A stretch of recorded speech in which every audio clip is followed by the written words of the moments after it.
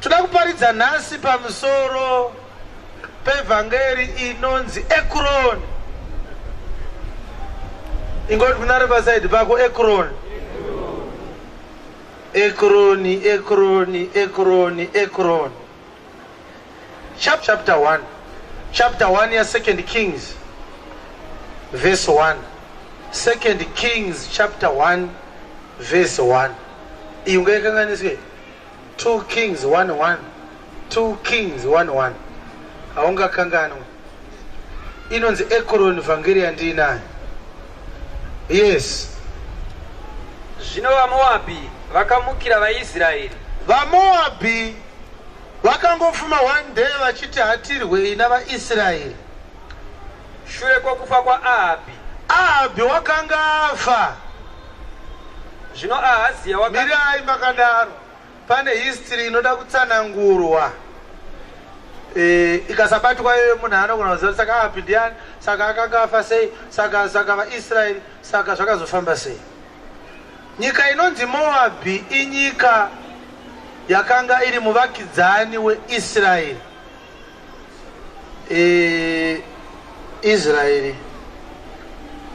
Israel inyika yaita go through a lot of political transformations. Abraham ndiye akapiwa Israeri naMwari. Akanga azvarwa nemurume ainzi Tera, wakanga ari muzukuru waNoah wechi9, nekuti Abraham ndewechi10 kubva pana Noah. Teerera kwazvo, pane nhau yakakosha ipapo. Saka Abraham zvaakanga azvarwa naNoah, asi akanga azvarwa kubva pana Shem, nekuti Noah akanga abereka vana vatatu. Wakanga abereka Shem, Ham naJafet. Saka pachapter 9 panotaurwa nhau yekudhakwa kwaNoah, kuti wakazobika doro ndokubva adhakwa, ndokubva ashama akabvisa hembe. Saka Ham unonzi wakaona baba vanga vakatovata zvavo vakadhakwa, ndobva aseka. Ndokunoudza Shemu naJafeti akati mudhara akaita sei, akadhakwa, mudhara hana musoro. Ndokubva Shemu ati ko unorwara here Noah, Hamu unodarirei. Haleluya. Saka iri pachapter 9 inotangira kubva pavhesi ya 17, ndo panotangira nhau yekudhakwa kwa Noah. Saka zvinonzi Shemu naJafeti vakabatirana gumbezi, ndokupinda mama makarara Noah, so ndokumufukidza nemanhende shure vachiti terege kuona kusapfeka kwa baba. Noah ndo paanonzi akazomuka paudhakwa ihwohwo. Bhaibheri rakarekodha kudhakwa kwaNoah. Ndobva ati zvinonzi wakaziva kuti wakanga asekwa naHamu. Ndokubva Noah ati ngavatukwe vana vani, vana vaHamu. Zvikanzi Jafeti ngaakomborerwe, Shemu ngaakomborerwe, Kenani uchava muranda waShemu naJafeti. Anonzi Kenani mwana waHamu, ndiro dangwe rani raHamu. Saka vana vari vatatu, Shemu, Hamu naJafeti, aive mukuru akanga ari Shemu. Shemu, SHEM, ndivo sekuru vaAbhurahamu. Shemu wakabereka mukomana anonzi Afraxad, ndobva kwazoberekwa Sala, ndobva kwaberekwa Ebha, ndobva kwaberekwa Reu, ndobva kwaberekwa Pelegi, ndobva kwaberekwa anonzi Seragi, ndobva kwaberekwa Nao ndivo baba vaTera. Tera ndivo baba vaAbhurahamu. Saka Abhurahamu akazoberekawo vana vatatu, akabereka wokutanga ndobva amutumidza zita rababa vake Nao. Saka dangwe raTera rinonzi Nao. Iye Tera ari mwana waNao, mwana waSeragi, mwana waPelegi, mwana waReu, mwana waEbha, mwana waSala, mwana waAfraxad, mwana waShemu. Saka Abhurahamu aberekwa kudaro. Tera unoratidza kuti handizive kuti zvii zvakaitika nekuti hazvimo muBhaibheri, but chatinongoziva ndechekuti Shemu akabereka dzinza rinozotipa ani Abhurahamu. Uyu Kenani uyu mwana waHamu ndiye akazobereka Kushi. Kushi ndiye muridzi weEgypt. Egypt inonzi Egypt and Kushi. Mwana wa Kenani, mwana wa Hamu, mwana wa Noa. Ndo panobva Egypt, ndo panobva Libya, ndo panobva Ethiopia. Pavana ivava vani zvavo vaKenani nevaJafeti. Ipapapo ndo pavakabva iyo baba. Saka Kushi ndiye akazobereka nemukadzi wake ainzi Semiramisi. Akabereka mwana anonzi Nimrodi. Nimrodi ndo wakanga achinzi waive muvhimi wavanhu. Kutoti Nimrodi kuti hunter of men, murume wokuuraya vanhu. Ndo zvinoreva kuti Nimrodi. Ndokubva apesana naMwari amene kuti zvinhu zvavakaburana. But Bhaibheri rinobuda pachena kuti Nimrodi anga asina kukwana. Anga asiri munhu kwaye. Nimrodi mwana wa Kushi, mwana wa Kenani, mwana wa Hamu. Ndobva Kushi afa. Ndobva Nimrodi aroora mai vake. Ndobva aroora mama vake Semiramisi. Ndobva vabereka mwana achitumidzwa zita rekunzani Tamuzi. Ndobva vavaka guta reBhabhiloni. Ndiyo language, the oldest language under the sun, the Chaldean language, Chikaradia. But yanga isati yakunzi Babylon, yainzi the heir of the Chaldees. Nation not Uri yavakaradia. Ndo yanga ya present day Babylon. Saka atizive kuti Tera baba wa Abraham chakavapinza muUri yavakaradia chi. But what we know from Genesis 11, ndechekuti Tera baba wa Abraham vakapfirwa nemukadzi vachiri kugara muUri yavakaradia. Zvichireva kuti Tera baba wa Abraham mwana wanawo werudzi rwaShemu akanogara munyika yaNimrodi werudzi rwaHamu. Chanzuka zvinotaura. Regai ndidzokorodze. Ndichadzokodza kwete zvese zvatataura. Ndichadzokodza zvapedzisira kutaura iyo. Ndatidi vana vedu vanhu vatatu, Shemu, Hamu naJafeti. Abraham anobva kuna Hamu.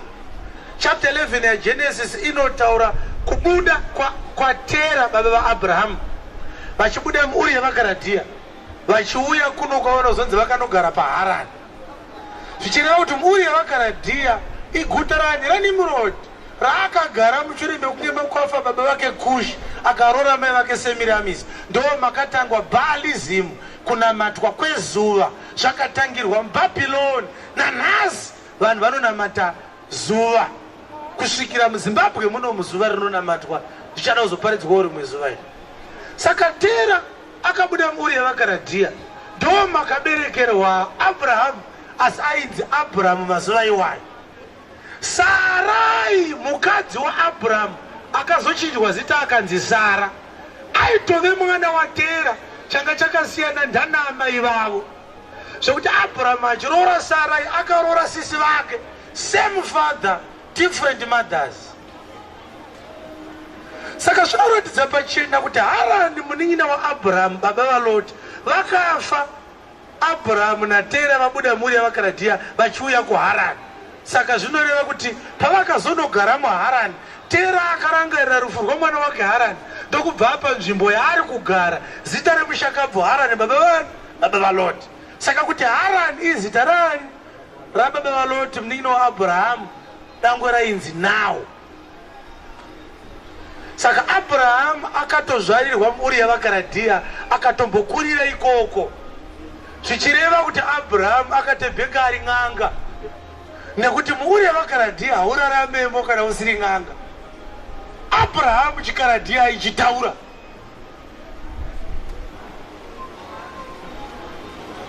Ko Abraham washayawo nyika yako yekugara seiko zvauriwe mwana we akaropafadzwa Shemu.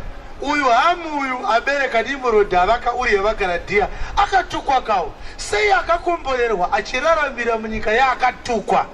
Chapter 12 ya Genesis Mwari unobva adzoka kuna Abraham mushure mekunge kwafiwa naTera. Tera akafa aine 105 years. Zvikanzi naMwari buda munyika yawakurira ndikuendese kunyika ichave nyika yako. Zviri kunzwika? Abraham ndokubva ati kuna Loti mfana wake, mfana uri mwana wemunin'ina wangu, ngatibude itese Mwari ati tifambe tiende kunyika yachandipa. Ndokubva vabuda muHarani vari vaviri, Abraham na Loti achiteera bamudiki. Ndobva vanopinda muKenani. Yatiri kuti Kenani izita remunhu, izita rasekuru. Vani Nimrod kwanga achibva Abraham kuuriya vakaradhiyawo kuna Nimrod muzukuru waKenani ari kuendeswa naMwari kuKenani futi kunogara warudzi rwaHamu. Havana kupiwa nzvimbo yaShemu. Shemu anoshaya nzvimbo seiko? Saka Kenani iri kunzi naMwari ndichakupa ive nyika yako. Yaitove nyika yemwana waHamu pavana vaNoa. Saka Mwari achida kuipa Abraham aireplacea mwana waHamu achiisa mwana waShemu. Kusadzisawo mazuva aNoa ngatukwe Kenani uchava muranda waHamu. Una muzvinzwa. Mwari paakati ngatukwe Kenani aitotaura kuti Kenani ndichamubvisa ndoisa worudzi rwaHamu. Saka Abraham achibuda muHarani achienda kuKenani ainopozesa nzvimbo yaKenani. Akanga atukirwa baba vake. Vakanga vaona baba vakashama muso, vakanga vadhakwa. Mwari haana zvipande zvinorova, anozvisquare chete kunyange kusvika kumberi zvakadii. Anga ine chipande naHamu chakazozadziswa mumazuva aKenani. Saka kana muchiti kuKenani nokuti nyika yaKenani mwana waHamu anova ndiye gotwe raNoa pavana vatatu vaNoa, Shemu, Hamu naJafet. Actually Hamu anga ari wechipiri, anga ari werugotwe ndiJafet. Saka pataverenga pati Ahabhi mambo weIsraeri wakanga afa. Saka ndataura zvese izvi kuti tigozoona kuti tazoona Israeri rini isu tichitanga tiine nyika yakanga yapiwa Abrahamu. Ukatarisa nyika yePalestine, nyika yeIsraeri, ukatarisa Jordan, ukatarisa Cyprus, part of Egypt, part of Syria, nyika dzese idzodzidzi dzainge dziri nzvimbo yakapiwa Abraham naMwari ari 1. Nyika yakapiwa Abraham ari 1 naMwari ine 7 mapresidents kutaura kuno. Yakapiwa Abraham ari 1 naMwari, anga asiri president, aingovewo mufesi waMwari.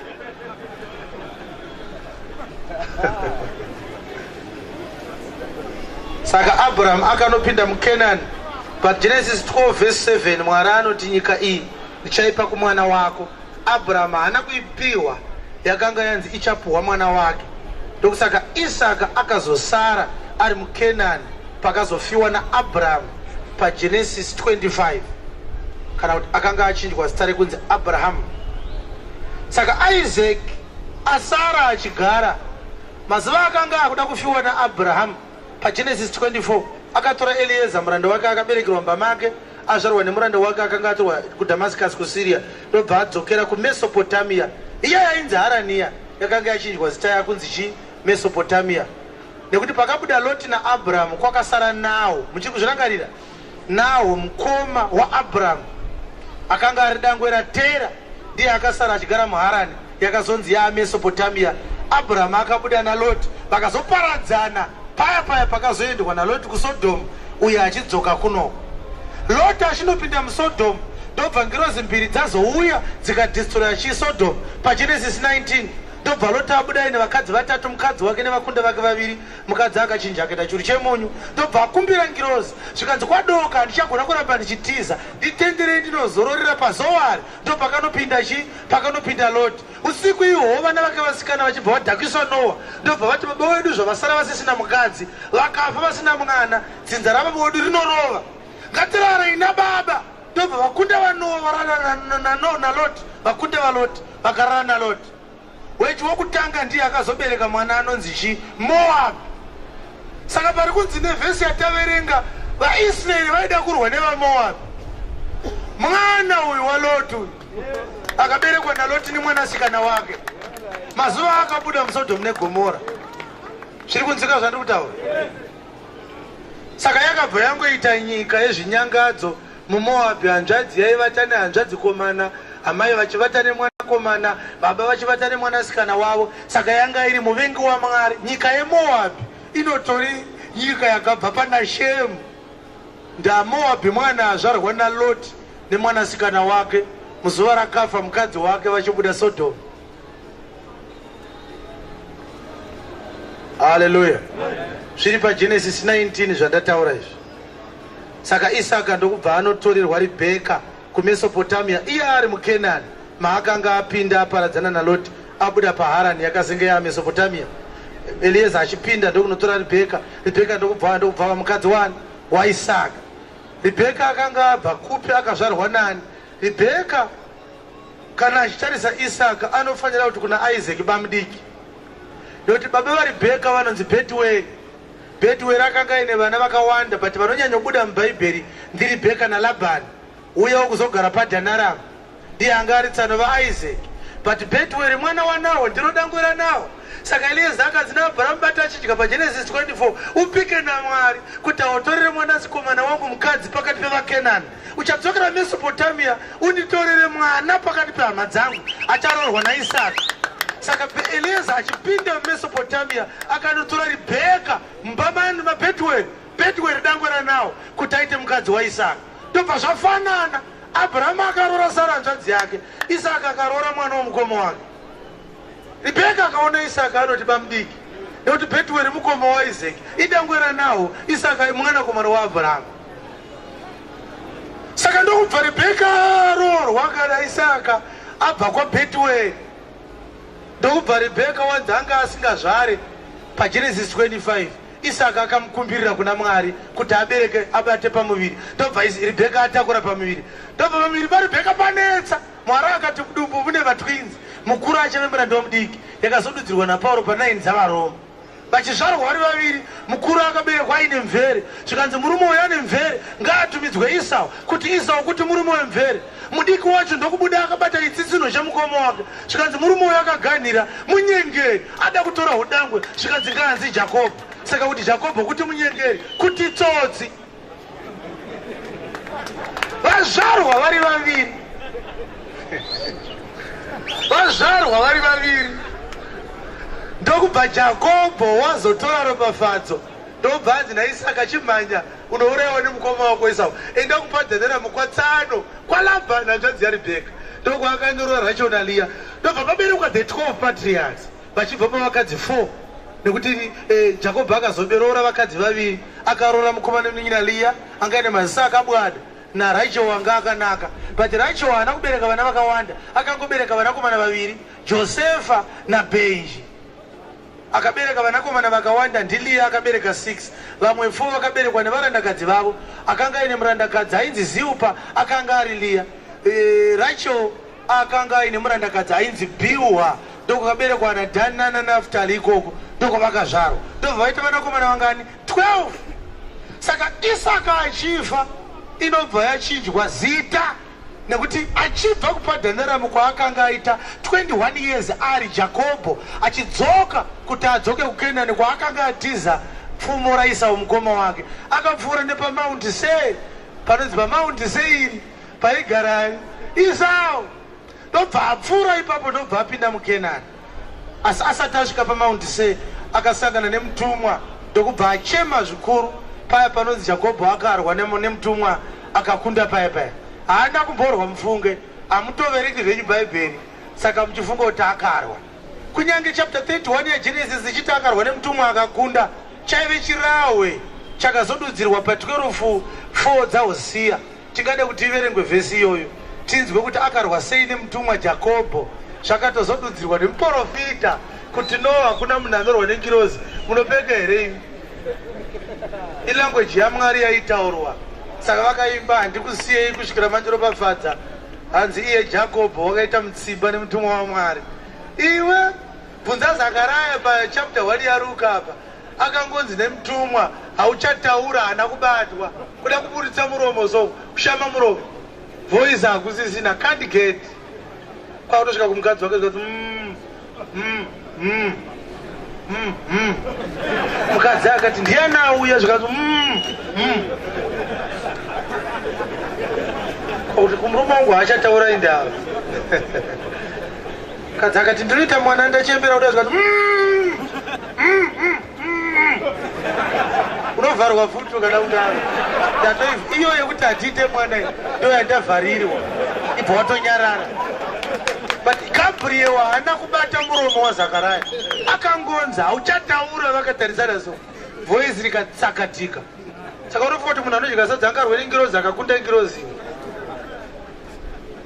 Inzwai kuti anoti kudi Hosea ndiye akaiudzwa yakaitika. Tangire pavhesi 2. Ishe une gakava na Judhawo. Ishe une gakava na Judha. Ucharova Jakobho pamusoro penzira dzake. Ishe unoda kuzvindikita Jakobho pamusoro pezvakaipa zvake. Uchamuripira. Achaitwa sei Jakobho? Uchamuripira pamusoro pezvaakaita. Jakobho ucharipirwa mhosva dzake dzaakaita dzaakuda kuliswa naHosea, mhosva dzaJakobho. Muchizvaro ari mudumbu Jakobho ndo mhosva dzake idzi. Wakabata chitsitsino chomukuru wake. Akabata chitsitsino chemukoma wake ndo mhosva yaJakobho yekutanga. Iwe ukaidudzira zvakairi ukaitsanangure.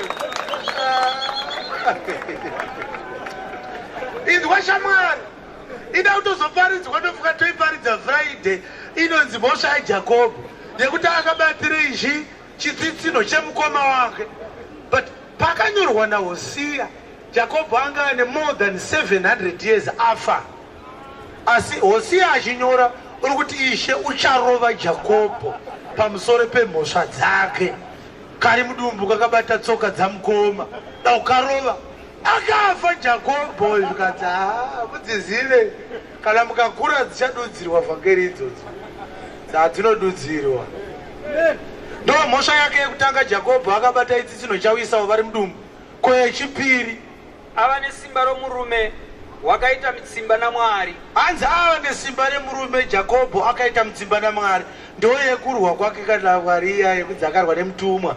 Yes. Zviro kwazvo wakaita mitsimba nomutumwa akakunda. Hanzi Jakobho chokwadi akaita mitsimba nemutumwa akakunda. Vakaita judho here kana tag of war kana karate.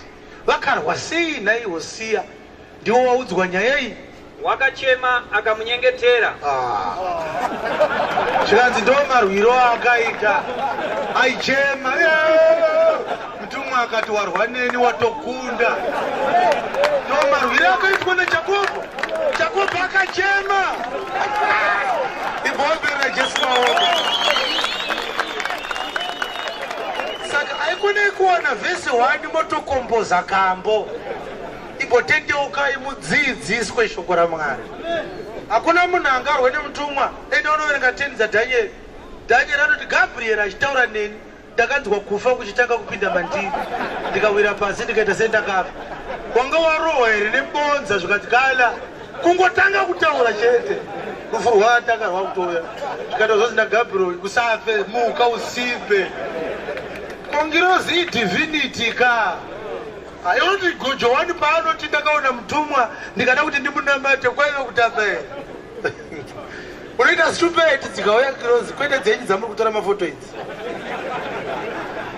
Aya matoka muri kutoita zvenyu photoshop aya.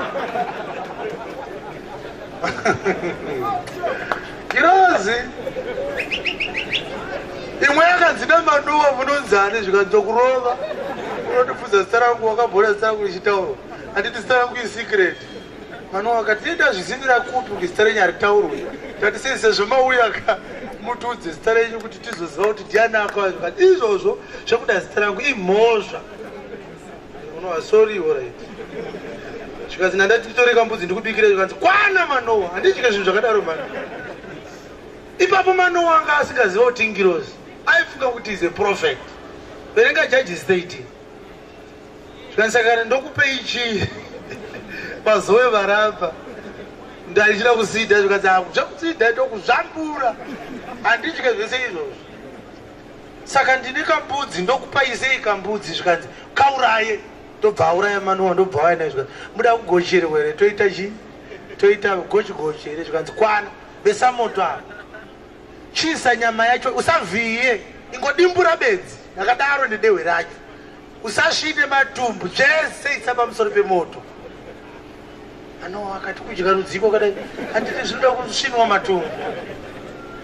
Ndo panonzi mutumwa akaita zvinodadisa. Nyama yangu yoiswa pamoto hutsi uchipwititika so. Zvikanzi nemutumwa ndakwenda. Mano akati kupi zvikadzi kwatapa. Kwakutopinda so mumoto imomo. Ndobva apinda mutsi ta kuenda kudenga. Mano wanobva zvambara nedombo. Zvikanzi tinofa. Mwari anotura. Tinotofa. Adzimai vake ndo vakatozomunyengetedza zvikanzi hatife. Tanzi tinobereka mwana. Kana tafa tinobereka mwana tafa here. Ndongana manoye bari zvinenge zvinisenza. Uya anotuma mutumwa akadai. Tinofaka naye mutumwa. Hapana zvaakabveka aitwa. Kungopinda mumoto mano akati tinoenda sei? Ndopa ungafunga kuti munhu angaite judo nemutumwa. These are spirits, mangirozi, they are spirits. And because they are spirits, they take various forms. No, tora mutumwa ukafunga toona katsuro. Saka uchiona zvichinzi mutumwa akaonekwa naMozisi. Saka Sapa haana kuzviziva. Sapa siteni magaji. Chipchinda chiye chinenge chinorova muzii chaiwo. Uza ukaimbirwa nevanhu vasina vhangeriso. Hanzi gwenzi rinopfuta pasina moto. Harisi gwenzi raipfuta. Mutumwa. Moto uyo wakaonekwa naMozisi uchipfuta mugwenzi uyo. Igirozi yo yaya. Girozi inotora chero fomu yayada. Unogona kusangana ngirozi ukatoti pakadii. Ikati tazwera. Uchichoka soona hapana munhu ukatanga kunotiza so ndaona chiboko izvo mutumwa. Verenga ega Exodus 3 kuti gwenzi raipfuta mutumwa harisi gwenzi raipfuta. Munoverenga muchimhanya. Ndodambudziko ramina. Mozisi akaita sei? Zvino Mozisi wakanga achifudza makwai aJetro. Mukarabhwa wake muprista weMidhiani. Mukara wake muprista weMidhiani. Akaisa makwai ake pamberi pake. Akaisa makwai mberi murenje. Akatarisana negomo raMwari, gomo reHorebhi. Akasvika kugomo raMwari rinonzi Horebhi. Chii chakazoitika? Ipapo mutumwa waShe akazviratidza kwaari mumurazvo womoto pakati pegwenzi. Wazvidziwawo. Ndiani akazviratidza kwaari? Mutumwa anoita take any form. Zvoti kudai akangoita pfungwa yekuti pamwe ndaona moto akauya nechiwayi chizere mhandiri dzadzisingaibvi aishama kuti komota upisise kana pani. They are just forms which are taken by spiritual bodies.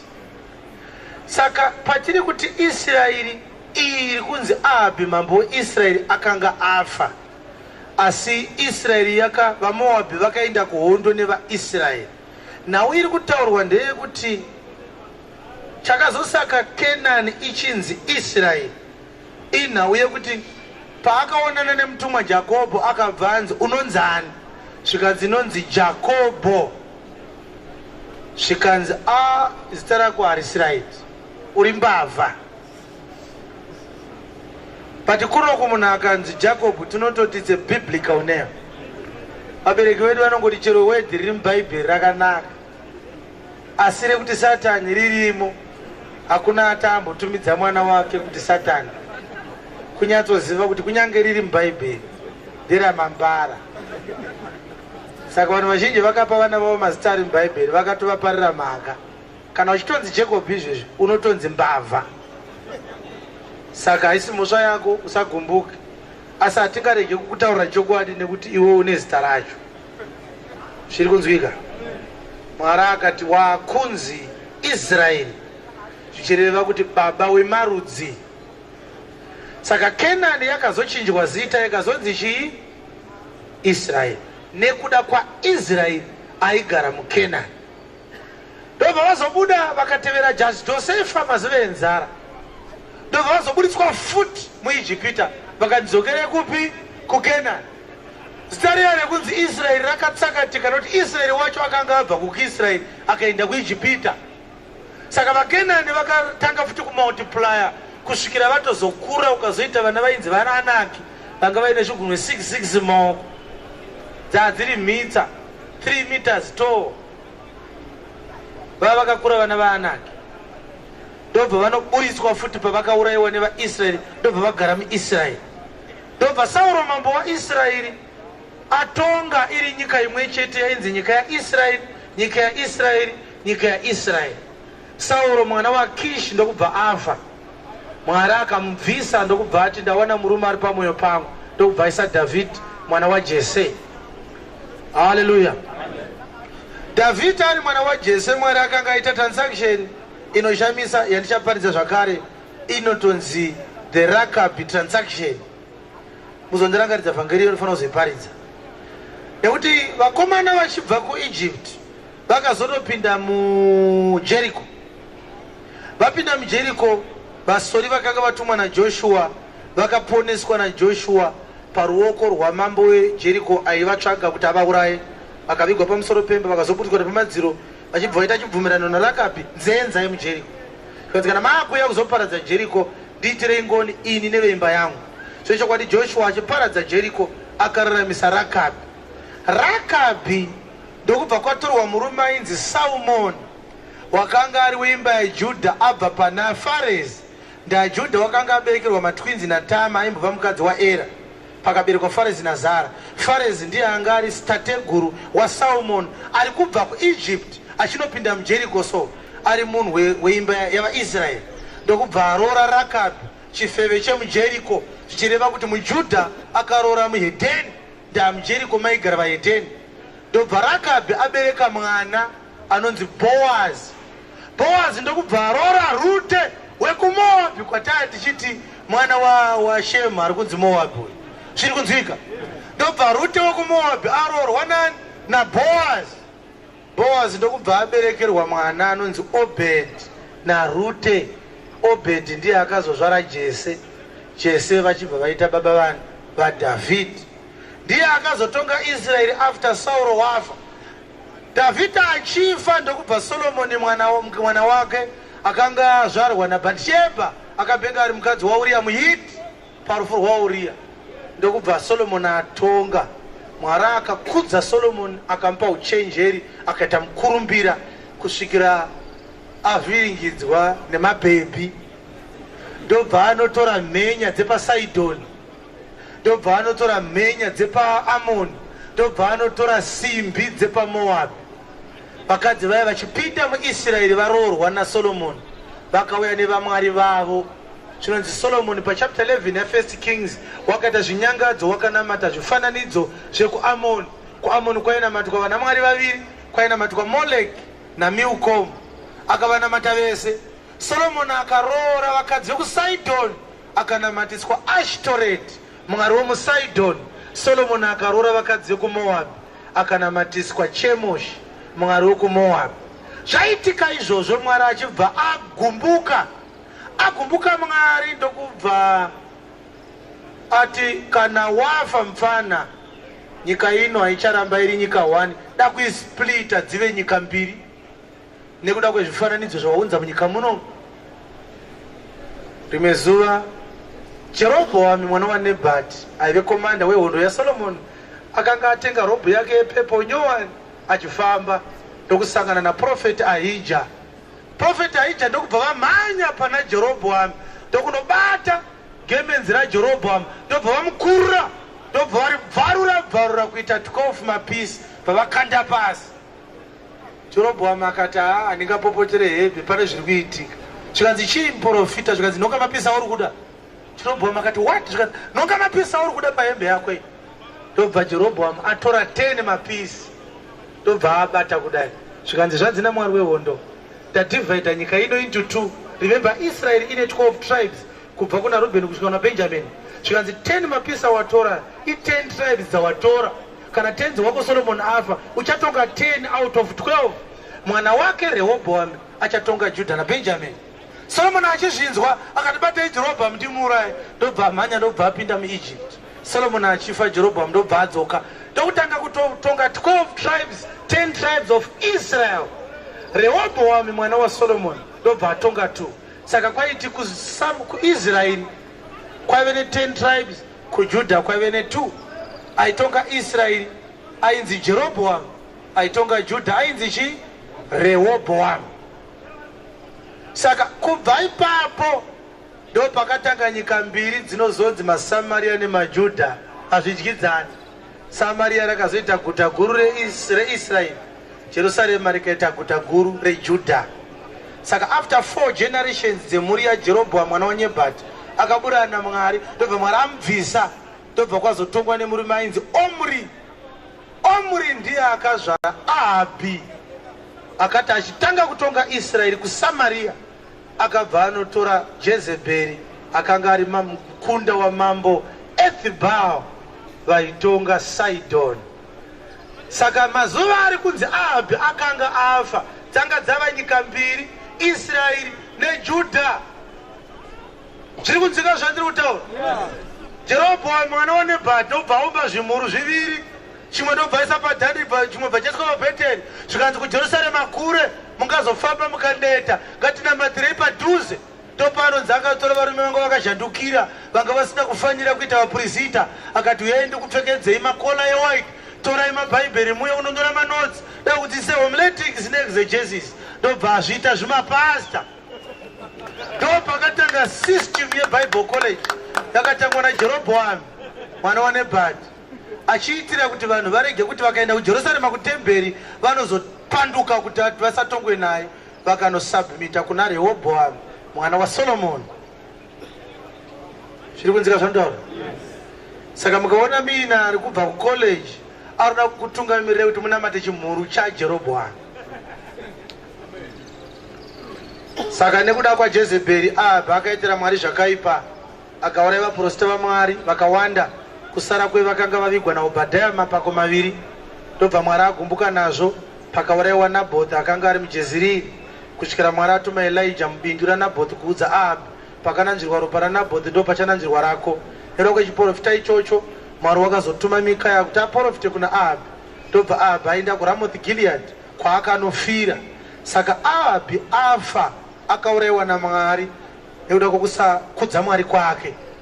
Ndo patinosvika pachapter 1 ya2 Kings. Ndasamareza kubva kuna Genesis kusvika pachapter 1 ya2 Kings. Hallelujah. Amen. Chii chakaitika pachapter 1 ya2 Kings? Saka takanga tine nyika mbiri, Israeri ine guta guru reSamaria neJudha rine guta guru reJerusarema. Saka Mwari akapreserva rudzi rwaJudha kubva pamazuva aDhavhidhi kusvikira panouya Jesu. The tribe of Judah was preserved by God, nekuti Mwari aida kuti Jesu kana achizozvarwa panyama abve kurudzi rwaJudha. Yes, saka Solomoni anofa, kubva kwauya mwana wake Rehobhoamu achifa, kwakauya Abhija achifa, kwauya Asa achifa, Jehoshafati, kusvika tasvika kuna Josefa akanga ari murume waMaria, vanga vari foster father vaJesu. Iye Maria wacho mai vaJesu muzukuru waDhavhidhi futi, nekuti Bhatishebha apedza kubereka Solomoni akazobereka mufana waSolomoni anonzi Nathani, ndiye akanga ari tateguru vaMaria mai vaJesu. Josefa anopinda pana Dhavhidhi naSolomoni, Maria anopinda pana Dhavhidhi naNathani, asi vese vari vaviri Solomoni naNathani vaberekerwa Dhavhidhi naBhatishebha. Saka chaiprotectwa naMwari kubva kuna Adhamu kuti mwanakomana agozobva kurudzi rwaDhavhidhi rwaJudha. Judha unopinda muna Jakobho, Jakobho unopinda muna Isaka, Isaka unopinda muna Abrahamu, Abrahamu unopinda muna Tera, Tera unopinda muna Naho, Naho unopinda muna Seragi, Seragi unopinda muna Pelegi, Pelegi unopinda muna Reu, Reu unopinda muna Eba, Eba unopinda muna Sala, Sala unopinda muna Shemu, Shemu unopinda muna Noa, Noa unopinda muna Lameki, Lameki unopinda muna Metusela, Metusela unopinda muna Enoki, Enoki unopinda muna Jaredi, Jaredi unopinda muna Mahalalel, Mahalalel unopinda muna Keinani, Keinani unopinda muna Enosi, Enosi unopinda muna Seti, Seti unopinda muna Adamu, Adamu unopinda muna Mwari, Mwari oramba ari one.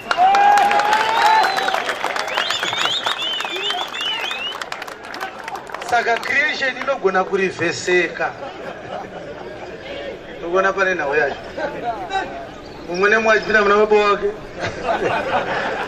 Bobo pita bobo pita bobo kushikata pita bla tese la adabu pita bla mwaro sarari ji saka murika na mawanda munofuka kuti mukaitire Mwari noise turi tunu tukudikidiki setuma mosquito tuko mutoilet tuyatu unofiri twaka 1 nikagaba kadikidiki kebegona kusara mutoilet makati zi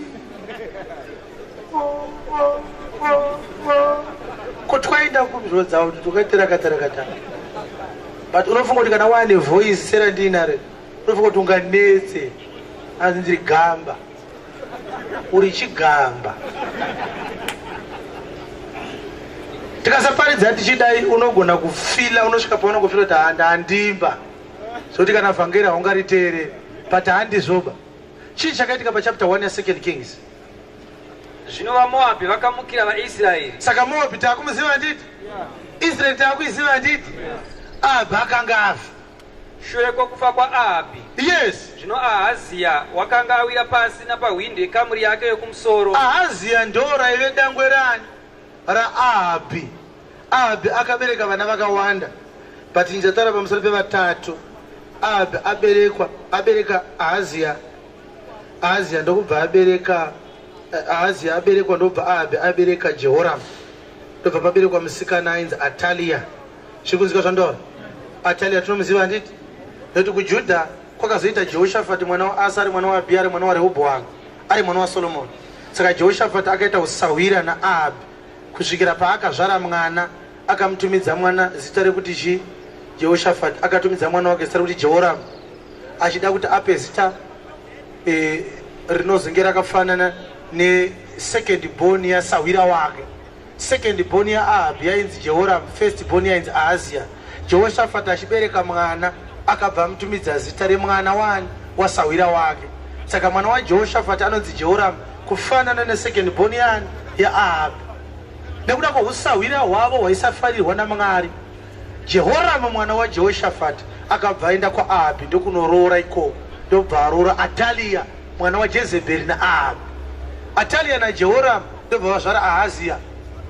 Saka kuJudha kwakuina Jehoramu mwana waJehoshaphat akabereka Ahazia naAtalia. KuIsraeri kwaive naAhazia naJehoramu vana vaJezebheri naAhabhi. Yes. Yaiva paSamaria. PaSamaria ndobva vaigara.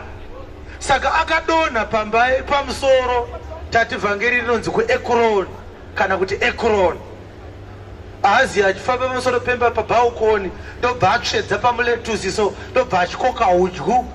Ai! Ndobva arara pasi ndobva aitwa masaji kusvikira musana wake waakutonetsa akutadza kugara. Akachikoka musana pamusoro pemba achiwaya zvake pamusoro pemba paupstairs. Ahazia akachikoka musana akazoita sei? Akarwara. Akatuma nhume. Ndokubva atuma nhume Akati kwavari, akati kudi, endai munobvunza Bhaari Zebhubhi mwari weEkroni. Apo zvikanzi korosai bhodha muende kuEkroni kuna Bheruzebhabhu. Iye anenge anogona zvekuita back to sender. Haleluya, haleluya. Anogona kuita sei? Ozi munhu akakwara even ukagumburwa wangofamba usina bhutsu unoti waroiwa. Endai munoita back to sender kuna madzibaba masango.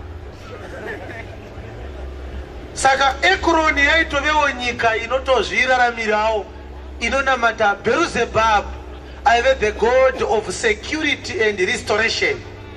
Ndokutora vakomana veke vemilitary korosai bhodha akomana munobvunza kuti yes, kana ndichapora pakurwara uku. Bvunzai Bheruzebhabhu kuti ndichapora here pakurwara kwangu. Asi mutumwa washe akati kuna Eria muTishibi, urikuona panzi asi patoshata. Saka vakomana vaifanira kukurosa bhodha vopinda muEkroni vonosvika paSynagogue Church of All Nations vonoinquire kuna Bheruzebhabhu. Kwatabva uku rufaro kwamuri. Mambo vakachikoka musana vari kuda kuti muvape anointing oil. vapore. Saka vakomana vakatoti yese kwakutobuda mumba mambo, ndobva motikari dzatoiswa mafuru tengi. Zvikanzi takutorova pasi takananga kupi? Mwari ndokubva ati kune wake muprofita Elijah the Tishbite. Yes. Simuka. Zvikanzi uri kungotamba tsoro panapa, nyika yashati. Kune varida kutoenda kuNigeria izvezvi. Iwe wakagara panapa. Simuka. Uite sei? Kundosangana nenhume dzamambo weSamaria. Sangana nemaasha amambo weSamaria. Vakomana vaAhazia sangana navo. Saka ingoti kunari pasari pako anzi asangane navo. Ukaona shoko rati simuka, zvinotoreva kuti Elijah anga akatogara kana kuti anga akarara. Anga asina gravity Elijah. Na uyaitika ku State House ndoya saka zina Mwari ita sei? Simuka. Ukaverenga zvakanaka 26:16 dzamabasa hatina nguva. Unonzwa Paulo achitaurira mambo Agripa kuti Jesu akazviratidza kwandiri, akati Jesu akati kwandiri, Sauro Sauro unonditambudzirei? Ndikati ndimani ko Ishe? Zvikanzi akati ndini Jesu waunotambudza. Simuka. Paulo mazwa ekunzi simuka akaudzwawo musi waakaona Jesu achibwinya akatasva bhiza achienda Damascus kunotambudza chechi yaJesu. Mazwa ekuti simuka haasi kutaura kugara, ari kutaura in action. People who are docile in apathy, vasina zvavari kuita. Nekuti kana usati waponeswa, kana Jesu achida kukutuma so anokuwana wakazorora usina zvauri kuita, wakaora. Saka paunotuma unongochitonzi uite sezvako usimuke. Saka pari kunzi Elijah simuka, pari kutumwa muranda waKristu kuti asangane nevatumwa. Enda unosangana nevaranda vaAhazia. Yes.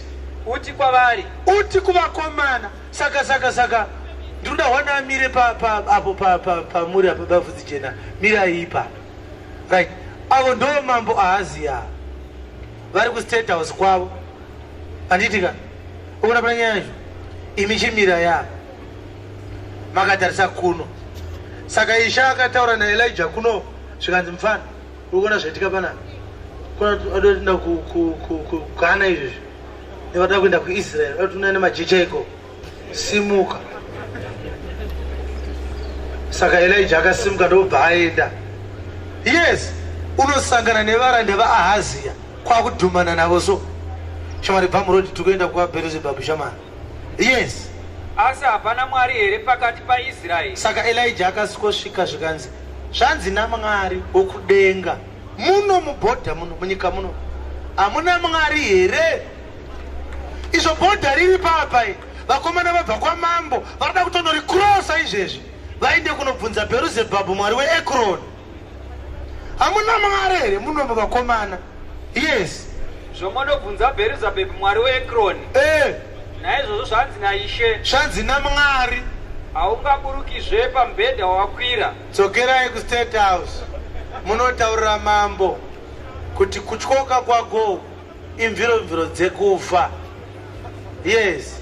Asi zviro kwazvo uchafa. Ndobva Mwari ati unofa. Ahazia uri kufa.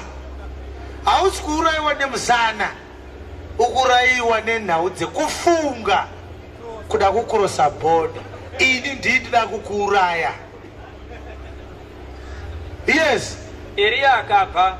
Saka vakomana vakabva vadzokera. Elijah ndodzokera kudraft yake. Waendeka ku State House imi. Dzokerai kuna mambo. Saka vakomana havana kuzokurosa bhodha. Vakatenda vakadzokera kupi? Yes. Vachisvika kwakangosvika kuti igwe. Yes. Ipapo nhume dzakadzokera kwaari. Iye akati kwavari, kanzi hapana, madzokera amaita hamuna kumbosvika kuNigeria. Hamungadai masvika, madzokera murodi. Munofira kujere nenhau dzekunyepedza. Masvika here?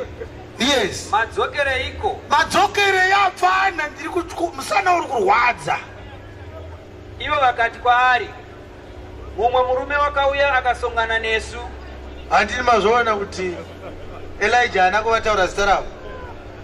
Vanhu verudzi vanoti vatumwa naHis Excellency the President Head of state and government, commander-in-chief and chancellor of all universities.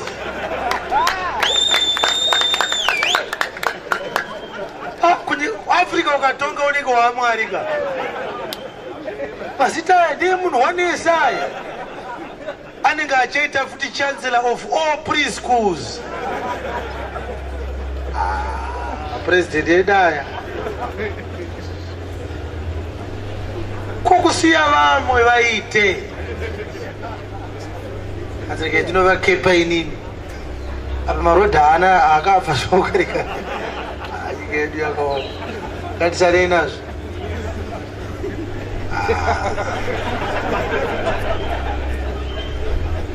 Ozaona wakati ndine degree ukanzi wakakepwa nani unonyara kutaura zita rake. Nezvaakaita nyika munhu wacho akakukepa so. Ndakakukepwa nemwe shasha. Iri kunzi iri kuSingapore isi kunzwa mushe mazuva ano. Right, chinzwa imutu. Right, amuna kusvika akomana kuEKRON. Akomana vakati tasangana nechi mumwe murume. Zvichireva kuti vakagona kuchinjiswa direction asi havana kugona kuti vati munonzani. Hai, pana president akaiti varanda vakadaro here. Kuno kuAfrica varanda vapresident kavanodyiwa. But kuIsrael zvazvisina kudaro. Elijah akati dzokerai munomutaurira zvandiri kutaura zvabva kuna Mwari. Vakatodzoka. Mamba akati murume wacho anonzani. Zvikanzi hatimuzive. Yes, mumwe murume aita sei? Mumwe murume wakauya akasangana nesu. Akati kwatiri. Endai dzokerai kuna mambo wakakutumai. Yes. Muti kwaari. Zvanzi naIshe, asi hapana Mwari here pakati paIsraeri. Zvotuma vanhu kunobvunza paZimbabwe mwari weEKRON. Naizvozvo haungaburukizve pamubhedha wakwira. Asi zviro kwazvo uchafa. Yes. Akati kwavari, murume wakauya akasongana nemi akakuudzai mashoko awo wakanga akadini? Since pasina zita rake, taurai sutu yacho yanga akapfeka. Yes. Vakamupindura vakati, wakanga ari murume wakafuka nguo yemvere, akazvisunga chiuno chake nebhanire reganda. Hakuna munhu aipfeka mupfekere iwayo. Ndiye Elijah chete aiswera nezijasi rine mvere nebhanire reganda. Saka ukangosangana neso waitozoti ameno chakachaya. Amene aruna kurewa naMwari. Because Elijah aita akangosimuka aitumwa kuti Mwari ada kukuraya. Zuro ndi zuro akataura naAhabhu mukadzi rachi raNabothi. Akati kuna Elijah kuna Nabothi Mwari ada kukuraya kuna Ahabhu. Zvanzi pakananzvirwa ropa raNabothi nembwa ndo pachananzvirwa rako. I am a prophet of doom. Anga asiri vaprofita vedu vatinava. Vanofamba vachiti zvanzi naMwari, he will bless you double deeper. By power, by thunder. Elijah anga asingadaro. Aitsiura nyika yatsauka pakurayira kwaMwari. Nguva yese aisimuka ukanzwa achiprofita Elijah. Unonzwa achiti hakusisina mvura iri kunaya for 3.5 years. Ndo zvarehwa naMwari. Anga asina theme yegore, anga ine 3.5 years. Iri yenzara. Ombera Jesu maoko. Zvanga zvakaita Elijah. Zvekuti ukati makadiwa muprofita tikakwizira Elijah apa zvinoramba, meseji dzavo dzinopesana. Ukuzvona? Anga asingataure zvekuguta, aitaura zvekurohwa kwevanhu naMwari wokudenga denga.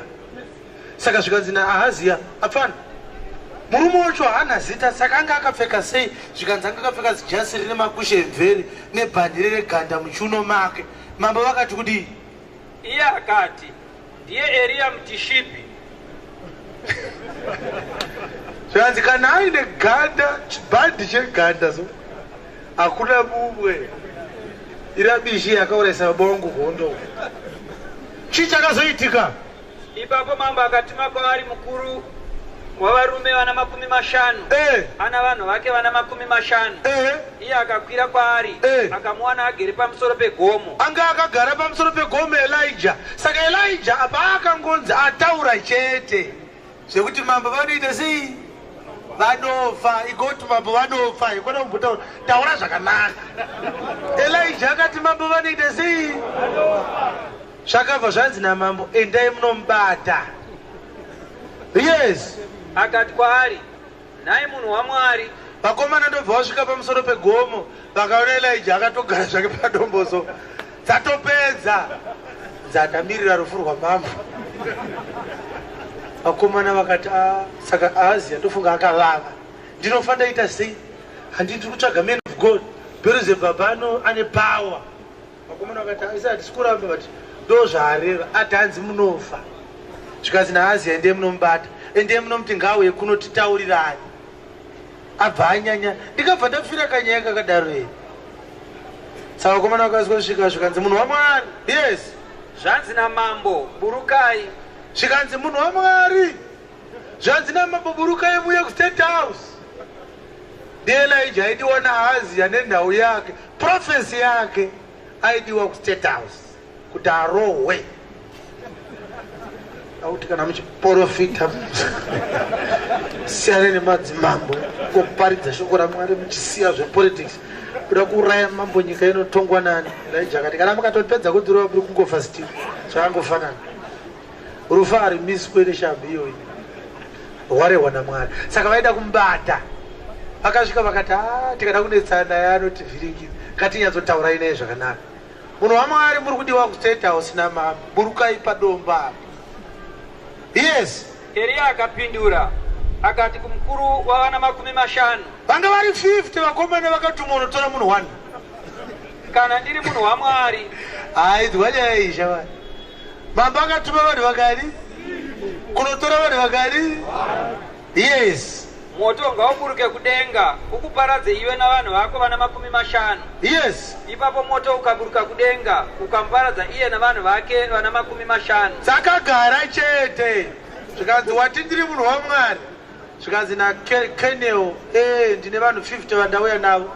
Tauya kuzokutorai peacefully. Zvikanzi kana wati ndiri munhu waMwari moto ngauburuke kubva kudenga ukupisei mufemese. Yes. Akatumazve kwaari mumwe mukuru wavana 50. Ahazi akati vamwe 50 endai munomutora. Yes. Ana vanhu vake vana 50. 50 vamwe ndobva vaenda futi.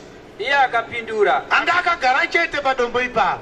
Akati kwaari nhai munhu waMwari zvanzi namambo kurumidzai muburuke.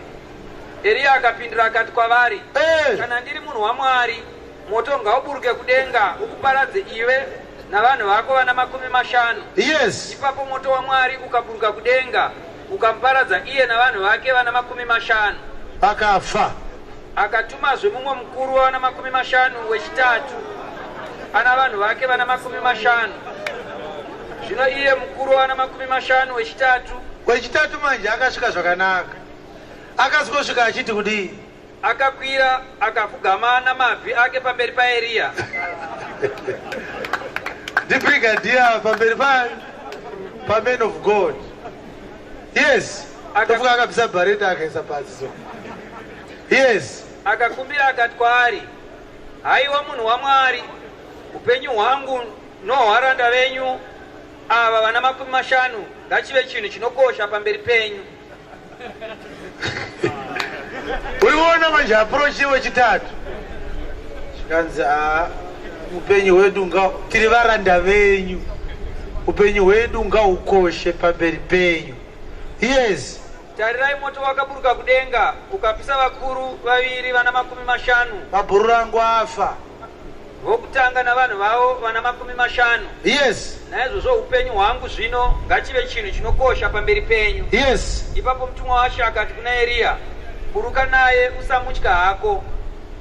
Akasimuka akaenda naye kuna mambo. Ndobva vauya vese ne3rd emissary vachiuya kuState House naElijah. Bhandi rakanaro Makusha akanawo. Yes. Akati kwaari zvanzi naIshe zvawakatuma nhume kundobvunza paZimbabwe mwari weEKRON akasvika pamberi pamambo so ndofunga chaifunga kuti akaona vakomana vakamira musaidhi make achadya Elijah. Zvikanzi naElijah haana kumboswoti igwe kana uri kuona Ahaziya zvawaita. Zvanzi naMwari wakatuma varanda kuenda kuNigeria uko kunobvunza Bherizebhabhu mwari weEKRON. Yes. Asi hapana Mwari here pakati paIsraeri. Hamuna here Mwari mukati meIsraeri muno. Munyika muna Mwari here. Iwe zvawakukurosa border. Yes. Waungabvunza shoko rake. Yes. Naizvozvo haungaburukizve pamubhedha wakwira, asi zviro kwazvo uchafa. Akachinja here vhangeri Elijah. Even akafesana mambo kudai. Uri kufa iwe mambo iwe. Yes. Naizvozvo akafa seshoko raShe rakanga rarehwa naEriya. Mazvita. Saka uri kuona kuti hapana chakazoitika. Hapana kuzonyorwa kunzi Ahaziya audzwa mashoko aElijah akazopokana nawe. Munyora akabva ati ngatichitosiyana inazvo. Tofunga Ahaziya akakuti aitsoke dzokera zvangu. Taifunga kuti pamwe tounonzwisana tikanyatsotaurira nawo zvakanaka. Masikonzi ari mukicheni netibo todyawo. Tounosida 1 or 2. Since uine bhandi 1 kudai so. Taiona kuenda ku4 May kana kutengera masutu 3 kana mana. Elijah akati hazvina basa sezvaunzora. Zvine basa ndezvarehwa naMwari. Uri kuda kutofa izvezvi. Zvikanzi nemunyori, so he died according to the word of the Lord which Elijah had spoken. Akafa kwete according to the word of Elijah, but according to the word of the Lord which Elijah had what? Spoken. Saka haikone kufunga kuti akauraya Ahaziya ndiElijah. Elijah akangotaura bedzi mashoko ani aMwari. Saka aiwewe uri muzukuru waAhaziya ungadere kuti nawe iparidzwe nemutoo wakadai. Nekuti pakatoitwa mariro vanhu pakatosiyiwa vamwe vana vari nherera. Mumwe mukadzi wemunhu akasara ari chirikadzi. Nyika ikasara ichida kutotsvagirwa mambo munyowani. Ndobva kwazotongwa naJehoramu munin'ina wake Ahaziya akafa asina mwana mukomana. Zviri kunzwika zvandiri kutaura?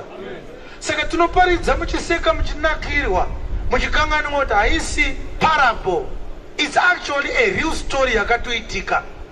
Pakatocherwa gomba, pakatofushirwa munhu, pakatobikwa chikafu, pakatochemewa, pakaitwa body viewing. Iri nhau yekukorosa chii? Border. Hapana kuzofiwa naakanga atuma vanhu bedzi, pakazofiwa nevaiwirirana naye 102 people.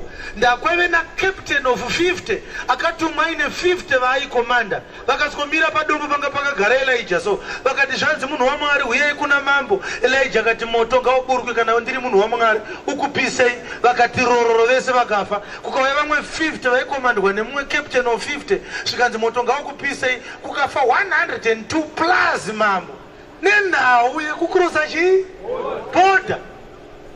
Masoja angadai akangogara zvawo kupi kumabharaka achitifedha nyika akafira yekusaidhirana namambo arasika pavhangeri yekutumwa kunoti kuda Elijah uyai ndo yavakafira. Vanhu vakatoti mamutora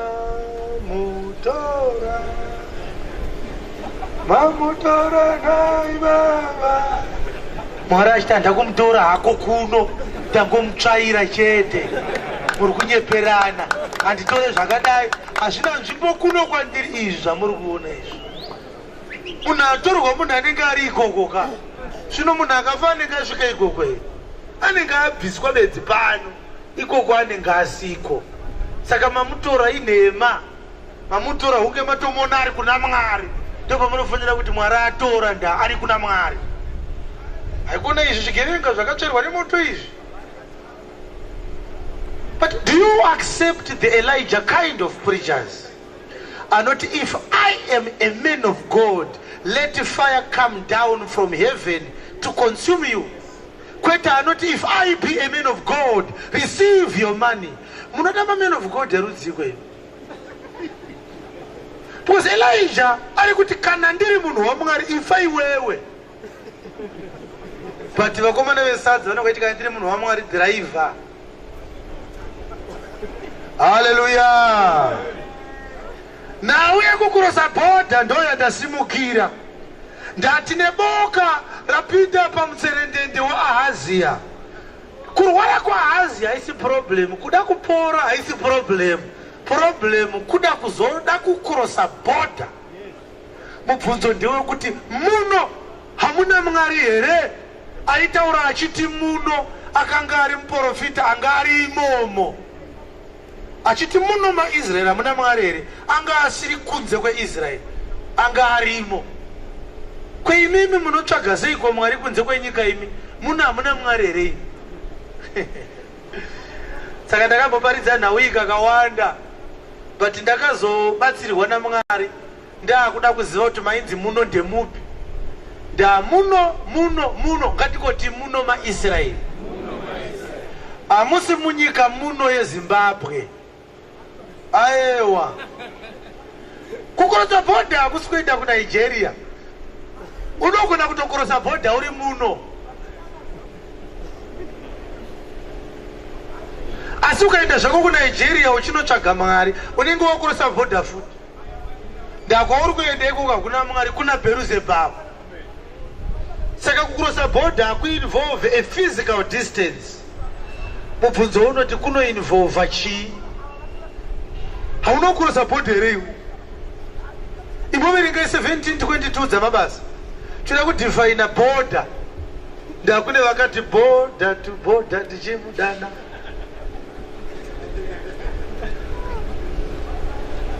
Manyai. Ukaenda usina kudzwa mavhesa yakaoneka warasikira. Yes. Zvino Pauro amire pakati peAreopago. Pauro anga akamira pakati peAreopago. Akati, imi varume veAteni. Pazvinhu zvose ndinoona kuti munonamata zvikuru. Pazvinhu zvese ndinoona kuti munonamata zvikuru. Nokuti ndakati ndichipfuura ndichicherechedza zvamunonamata. Yes. Ndakawanawo atari yakanyorwa. Ndakaona atari yakanzi kuna Mwari asingazikanwi. Kuna Mwari usingazikanwi. Yes. Zvino chamunonamata musingachizivi. Icho chandinokuparidzirai. Ndo chandinokuparidzirai. Mwari wakasika nyika nezvose zviri mairi. Iye tenzi wedenga napasi. Ndiye anotonga kudenga nepanyika panapa. Haagari mutemberi dzakaitwa namaoko. Haagari muAnglican Cathedral. Haashumirwi namaoko avanhu. Haapiwe zvinhu navanhu seanoshayiwa chinhu. Sachinge achishayiwa chinhu. Muri kunzwa adresi yaMwari kubva kuna Pauro. Hanzi Mwari haapiwe zvinhu zvavanhu kunge anoshayiwa chinhu. Ko hashayiwe chinhu here? Zvaari iye amene unopa wose upenyu nokufema nezvose. Wakaita marudzi ose avanhu achibva kuno munhu mumwe chete. Vakabva kuna Adhamu wokutanga kuti agare pose panyika. Zvikanzi garai muZimbabwe, vamwe vogara muLesotho, vamwe vogara muBotswana, vamwe ngavagare muDRC, vamwe ngavagare muLibya, Ivory Coast, Egypt, Seychelles, Mauritius, Gabon, Libya. Yes. Ambotara nguva dzavakatemerwa. Zvikanzi uyo anozvarwa 1918 ofa 2006, uyo anozvarwa 1973 asi anofa 2018 7 June na 10. Yes. Ndiye akatara futi nguva dzavo dzekurarama. Yes. Nemiganho yekugara kwavo. Apo zvikanzi ndokubva ati ava ndive muZimbabwe, bhodha iri iye aZambia. Ndiye akatara miganho yekuita sei? Yekugara kwavo. Saka akavatarira muganho kuti zvidii? Kuti vatsvake Mwari. Vatsvake Mwari vari mumuganho iwoyo. Zvimwe vamutsvangadzire. Vaitewo kutsvanzvadzira vari mumuganho wavo. Vamuwane vari mumuganho wavo. Kunyange asiri kure nomumwe nomumwe. Zvikanzi haasi kure nemumwe nemumwe wedu. Nokuti maari tino upenyu, tinofamba tiripo, sezvo akareva vamwe vanyori venziyo kwenyu, vachiti nokuti tiri rudzi rwakewo. Hayo ifraudi yamaita. Tangidzai. Tangere pa 24. Hauna kuzvinzwa.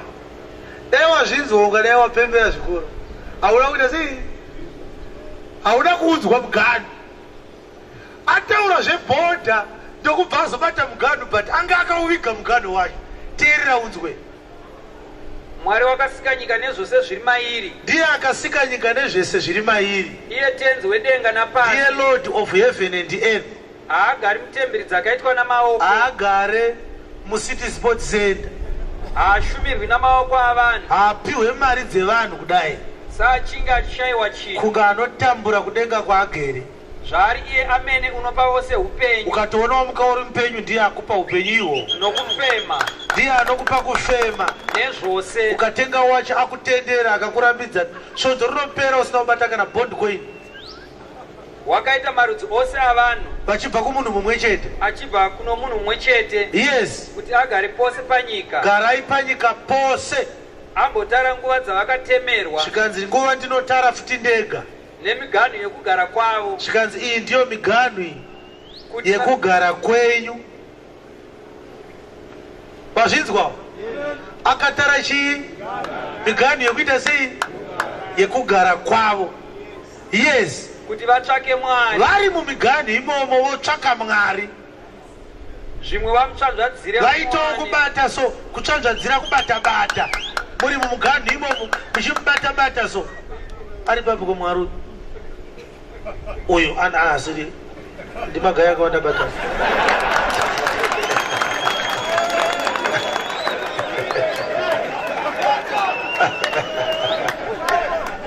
Iwe paino kuti chizimusoro ndikutsvaga Mwari panapa. Sunduruka ndikoti ukaite Mwari iwe ndibatei batefu ko ichi ndiani chipfupfupi ichi ndimwazvaka sunduruka maniwe unongo uchitomutsvanzvadzira kudaiza unongoti pinde bvutwa waiti zvisina nebasa rese uyo akareba-reba ndeyaniko uyo asokumuzara bandero sunduruka maniwe unongoti kureba zvisina nebasa rese tsvaga Mwari panapa. Saka kana uchitsvanzvadzira unombobata zvisiri izvo unofanira kusiya kusvika wabata chaizvo but unenge uri pai zvako uri mumuganhu. Saka muganhu watoda kuziva kuti ndeupi. Ndiwe bhodha reMozambique. Bhodha reMozambique rine parinoaplya but harisiriro muganhu wacho chaiwo chaiwo. Akuti munyatsobatisisa ivo pamwe ndopane muganhu wacho. Yes. Kunyange asiri kure nomumwe nomumwe wedu. Right. Muri kuona muganhu wacho. Hanzi akati timutsvanzvadzire timuwane kunyange asiri kure nemumwe wedu. Saka uri kuona muganhu wacho pauri. Yori pauri ipapo ka ndo pane muganhu.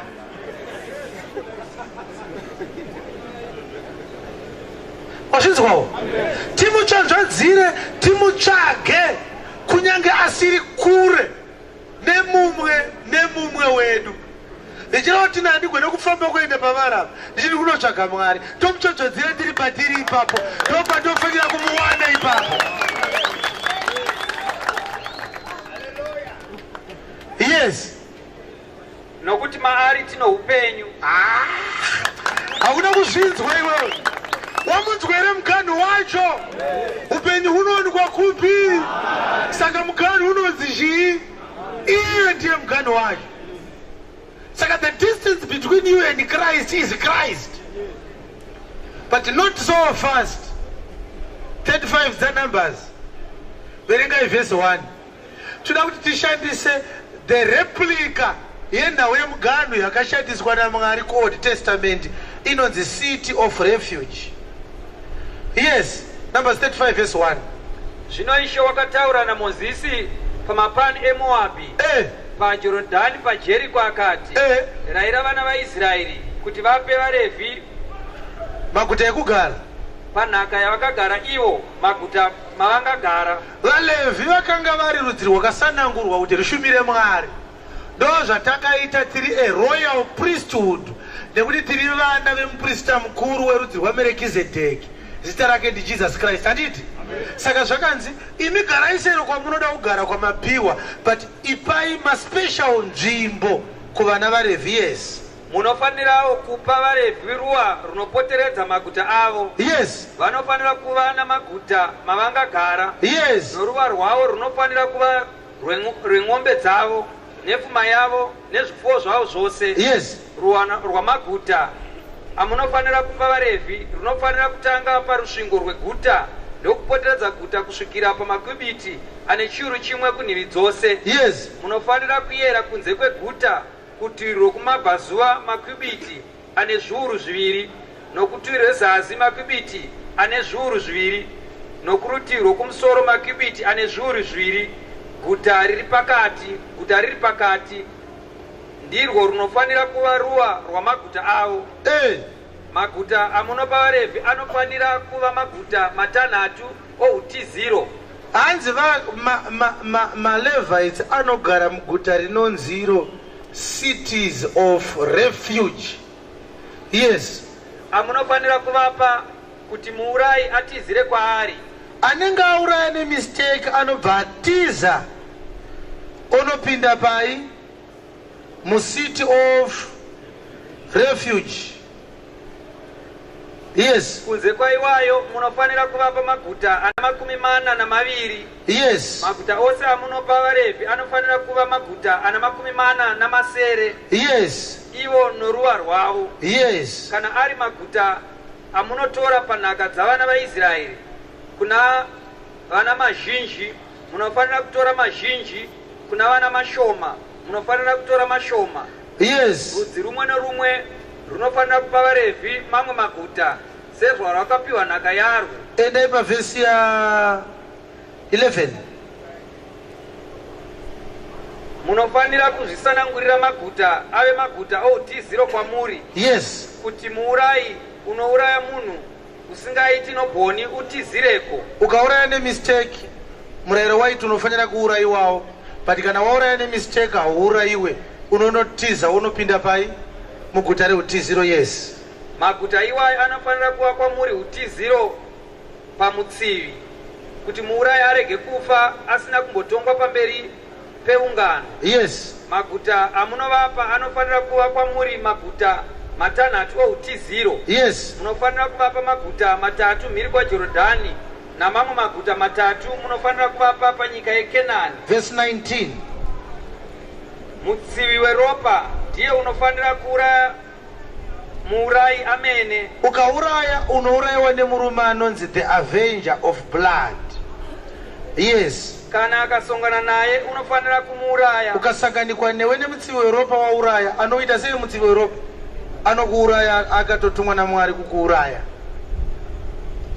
Yes. Kana achinge amusunda achimuvenga. Yes. Kana kumuposhera. Yes. Amuwandira akafa. Yes. Kana zvimwe akamurova noruoko. Yes. Achimuvenga akafa. Yes. Wakamurova unofanira kuurawa zviro kwazvo. Yes. Muurayi mutsivi ropa unofanira kuuraya muurayi. Yes. Kana akasongana naye, asi kana achinge amusunda kamwe asina kumuvenga kana kumuposhera nechinhu, asina kumuwandira, kana nebwe ringauraya munhu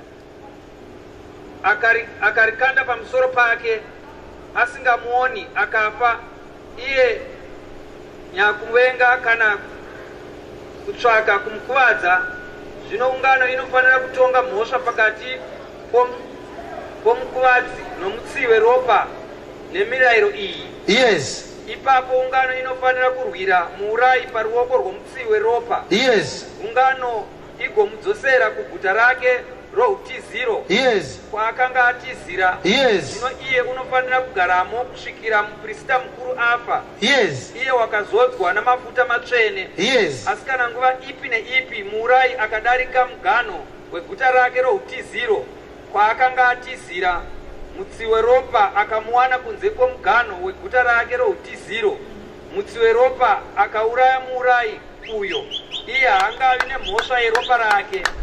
Now ndebhodha handiti. But if the slayer shall at any time come without the border of the city of his refuge, where he has fled, and the revenger of blood find him outside the borders of the city of his refuge, and the avenger of blood kill the slayer, he shall not be guilty of blood. Saka uri kunzi ukauraya nemhosva unotiza unopinda muguta reutiziro, asi unotongwa woburitswa wotongwa ukonokonzi wakaita nemistake wogara haubude muguta reT0 kusvikira muprista akazodzwa namafuta afa, ndopaunodzokera kunyika kwako. Asi kana muprista akazodzwa namafuta akaramba ari mupenyu, unogona kutofa iwewe uchingogara muguta reT0, haudzokeri kumhuri yako. Saka guta reT0 rakanga richishandiswa ari 6 macities munguva yeOld Testament, rairepresenta Christ iro guta reT0 racho. Jesus is the city of refuge. Because tese takatadza tikasasvika pakubwinya kwaMwari, asi zvakaitwa nekuda kwokutadza kwaAdamu, zvichireva takatadza nemistake, because takaberekwa naakanga atadza, isu takanga tisipo pazvakaitika. Saka Jesu paanouya ndiye the city of refuge yavakwa nani naMwari. Saka wese anoda kurarama anomhanya achipinda pai muna Jesu, anomhanya achipinda mushoko raMwari, anomhanya achipinda muNew Testament, ndimo mucity of refuge. Zviri kunzwika nhau yazvo. Avenger of blood ndiSatan. Anzi akakuona wapinda muguta reT0 so, ane achiwaya ari kunze so kweguta reT0 so, achitenderera so, akakuyanga, akavhura so achibuda inokubata, akaona waenda kuguvambo kakupaseka anokudzvanyira iko. Saka anenge achiwaya ari kuboundary, kuborder. Wazvidzwa pane nyaya yacho? Anenge ari kupa Avenger of blood kuborder kuya kwakanga kwatumwa vanhu naAhaziya kuti vaite sei vakrose vachiita EKRON.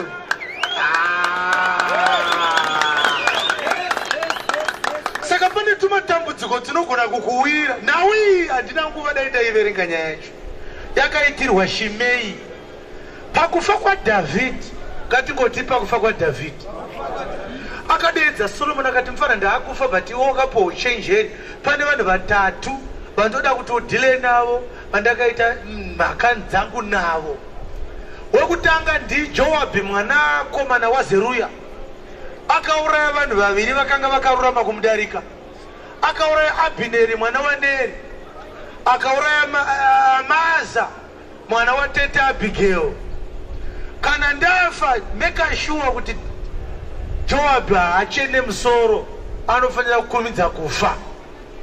Mfana uri kuona imwe nyaya ndiinayo. Pane muchinda anonzi Barzilai muGireadhi.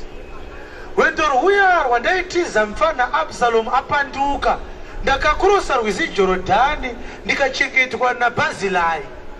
Make sure kuti kana waakudya mfana waakutonga patafura yako hapashayikwe werudzi rwaBarzilai anodya newe, uchimubhadharira kuti chengeta kwaakaita mazuva andaimhanya. But mfana pane mumwe akandigumburira. Mazuva andaitiza Absalomu kuna Shimei. Shimei zvaakandiita mfana, ndaitiza musango, ndobva Shimei atanga kukanda mabwe. So achiti chibva murume akaipa, Mwari akutsiva ropa rababa wangu Sauro wakauraya. Ndakauraya Sauro here nai mwana wangu Solomoni. Solomoni ataiwa Sauro akafira kundokarwa naAkishi weFilistia zvikanzi handikuzviona. But ndakatukwa naShimei. Make sure kuti Shimei haachene musoro ari mupenyu. Shandisa uchenjeri hwako, indakufa ndobva Dhavhidhi rafa. Ndobva Dhavhidhi avigwa. Solomoni akutonga ndobva atuma vakomana zvikanzi ndiye munonitorerawo Shimei. Arega ndikupa kanyaya kacho shamwari, rega ndikupa kanyaya kacho kakanaka. Haleluya, haleluya. Yakataurwa pachapter 2 yaFirst Kings nauye mhaka dzaDhavhidhi dzakanga dzaitika pamusoro pevakomana avari vatatu. Nauya Shimei yakataurwa paFirst Kings chapter 2 kubva paverse 8. Zviri kunzika zvanotaura? Kubva paverse ani? Kubva paverse 8 ndo pakaitika nauyani yaShimei.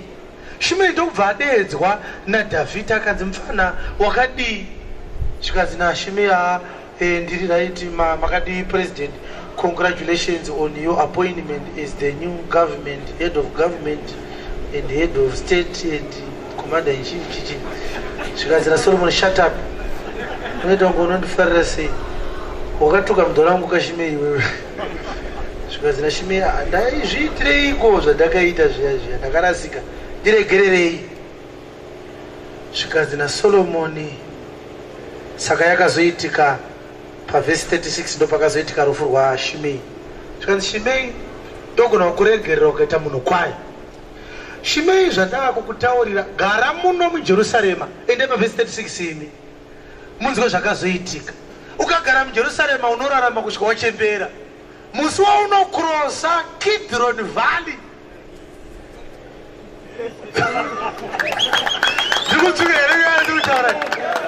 musi waunokrosa Kidron Valley ndo musi waunofa. Saka da kuti munzwe nhau yacho mafambiro yakaita. Toda kuti tinzwe, toda kunzwa Solomon achitaura naShimei, tozoona kuti anofa sei Shimei. Toda kuti tinzwe rufu rwaShimei kuti akafa sei. Endai pavhesi ya 36. Mambo akatuma munhu kunodana Shimei. Yes. Akati kwaari, uzvivakire imba paJerusarema ugarepo. Gara paJerusarema Shimei. Wakatuka baba wangu, but ukagara muJerusarema una problem. Yes. Usabvapo uchienda kumwe. Usabude muJerusarema Shimei. Nokuti nomusi waunobuda nawo. Nemusi waunobuda muJerusarema. Ukayambuka rukova Kidroni. Ukayambuka Kidron Valley. Uzive kwazvo kuti uchaurawa zviro kwazvo. Uri kuona kufanana kwadzakaita. Yafanana neNumbers 35 yeSeat of Refuge. Yafanana neAhazia yekukurosa bhodha achibuda muSamaria achienda kuEKRON. Ukangokrosa Kidron Valley unofa. Shimei akaramba here? Ropa rako richava pamusoro wako. Yes. Ipapo Shimei akati kuna mambo, ishoko rakanaka, muranda wenyu uchaita zvakarehwa nashe wangu mambo. Zvikanzi unofunga kuti ndikatadza kugara muJerusarema ndiye ndichibudire matemba arimo, mapudza arimo, zvese zvirimo muJerusarema. Ndogara muJerusarema. Ndakatadzira mambo Dhavhidhi, ndakavatuka. Kana matoti munondiregerera igwe. Ndo zvinoita munhu wese paanotendeuka anenge achinzi wakatadza, Mwari anokuregerera. Naizvozvo mazuva Mwari akarega hake kurangarira mazuva ekusaziva, asi unorera vanhu vese kwese kwese kuti vatendeuke, nekuti akatara zuva raachatonga nyika naro nekururama, nemurume waakagadza akazivisa shoko iri kuna vose pakumutsa kwavakafa. Munhu wese anoti igwe.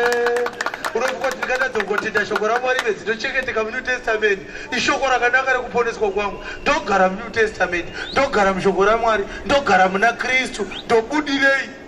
Munhu wese paanotendeuka ndozvo anotaura mashoko aShimei. Yes. Shimei akagara mazuva mazhinji paJerusarema. Ngatimboombererai Shimei maoko. Ngatiomberei Shimei maoko. Ndoti Mwari kugara 1 week. Unoona vabuda muJerusarema. Akorosa bhodha. Shimei akatobogaramo. Ukaona panzi mazhinji zvinoti pane mamwe mashoma akazobuda. Akazoita sei Shimei? Ngatisumukei vakagara.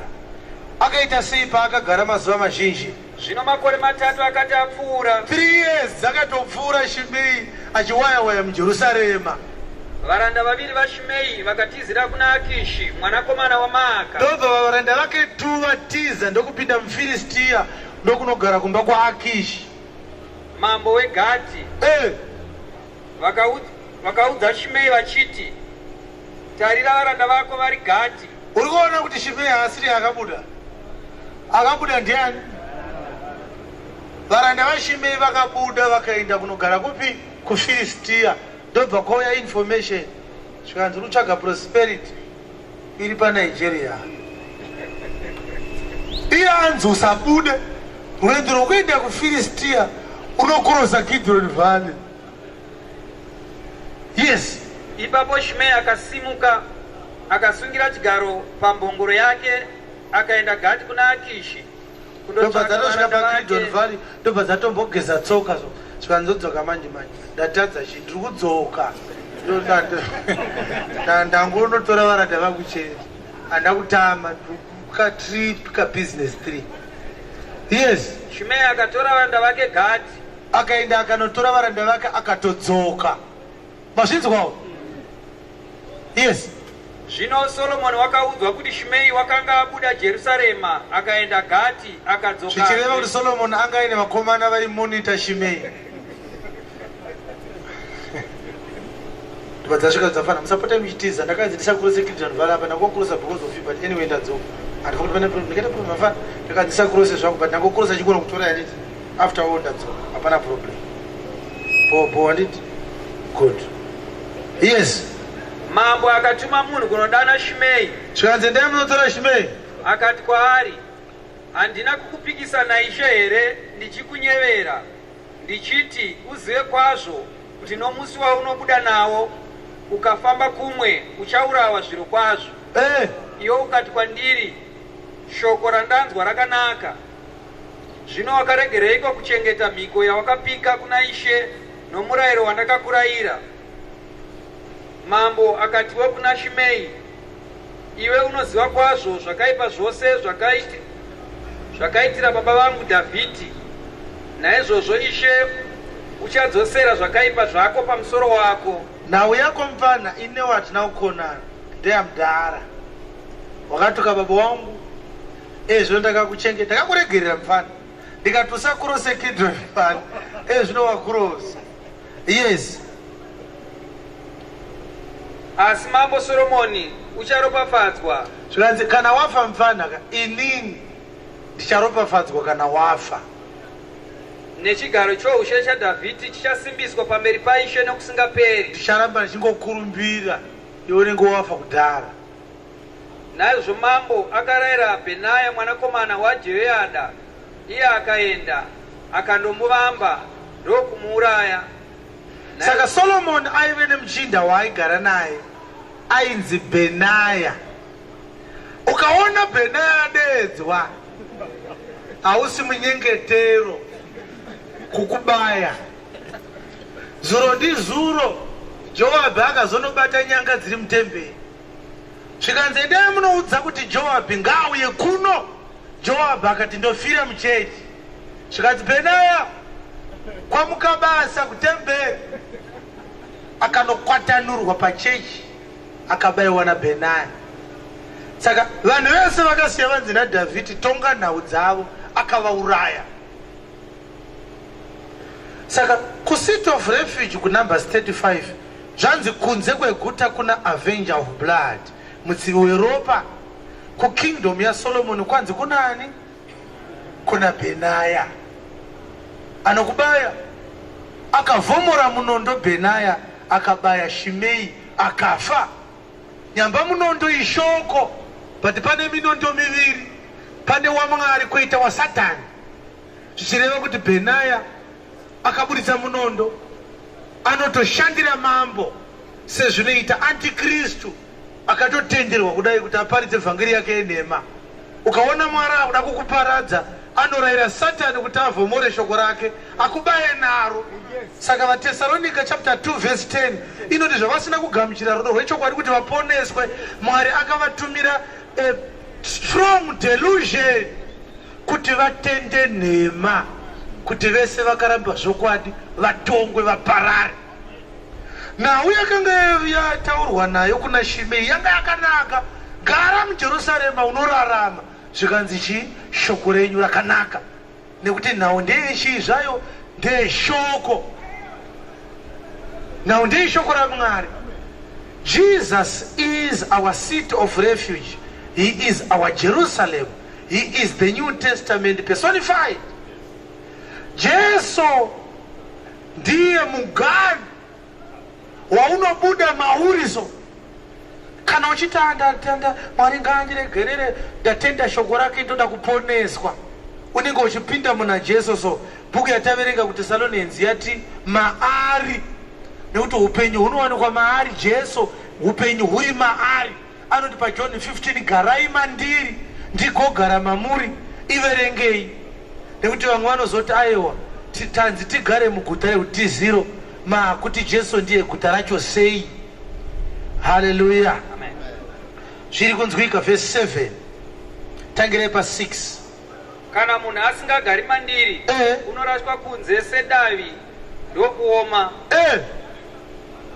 Vaanounganidza ndokuakandira moto atsve. Idziva romoto riri kurehwa iri kana watadza kugara muna Jesu unopinda mudziva romoto.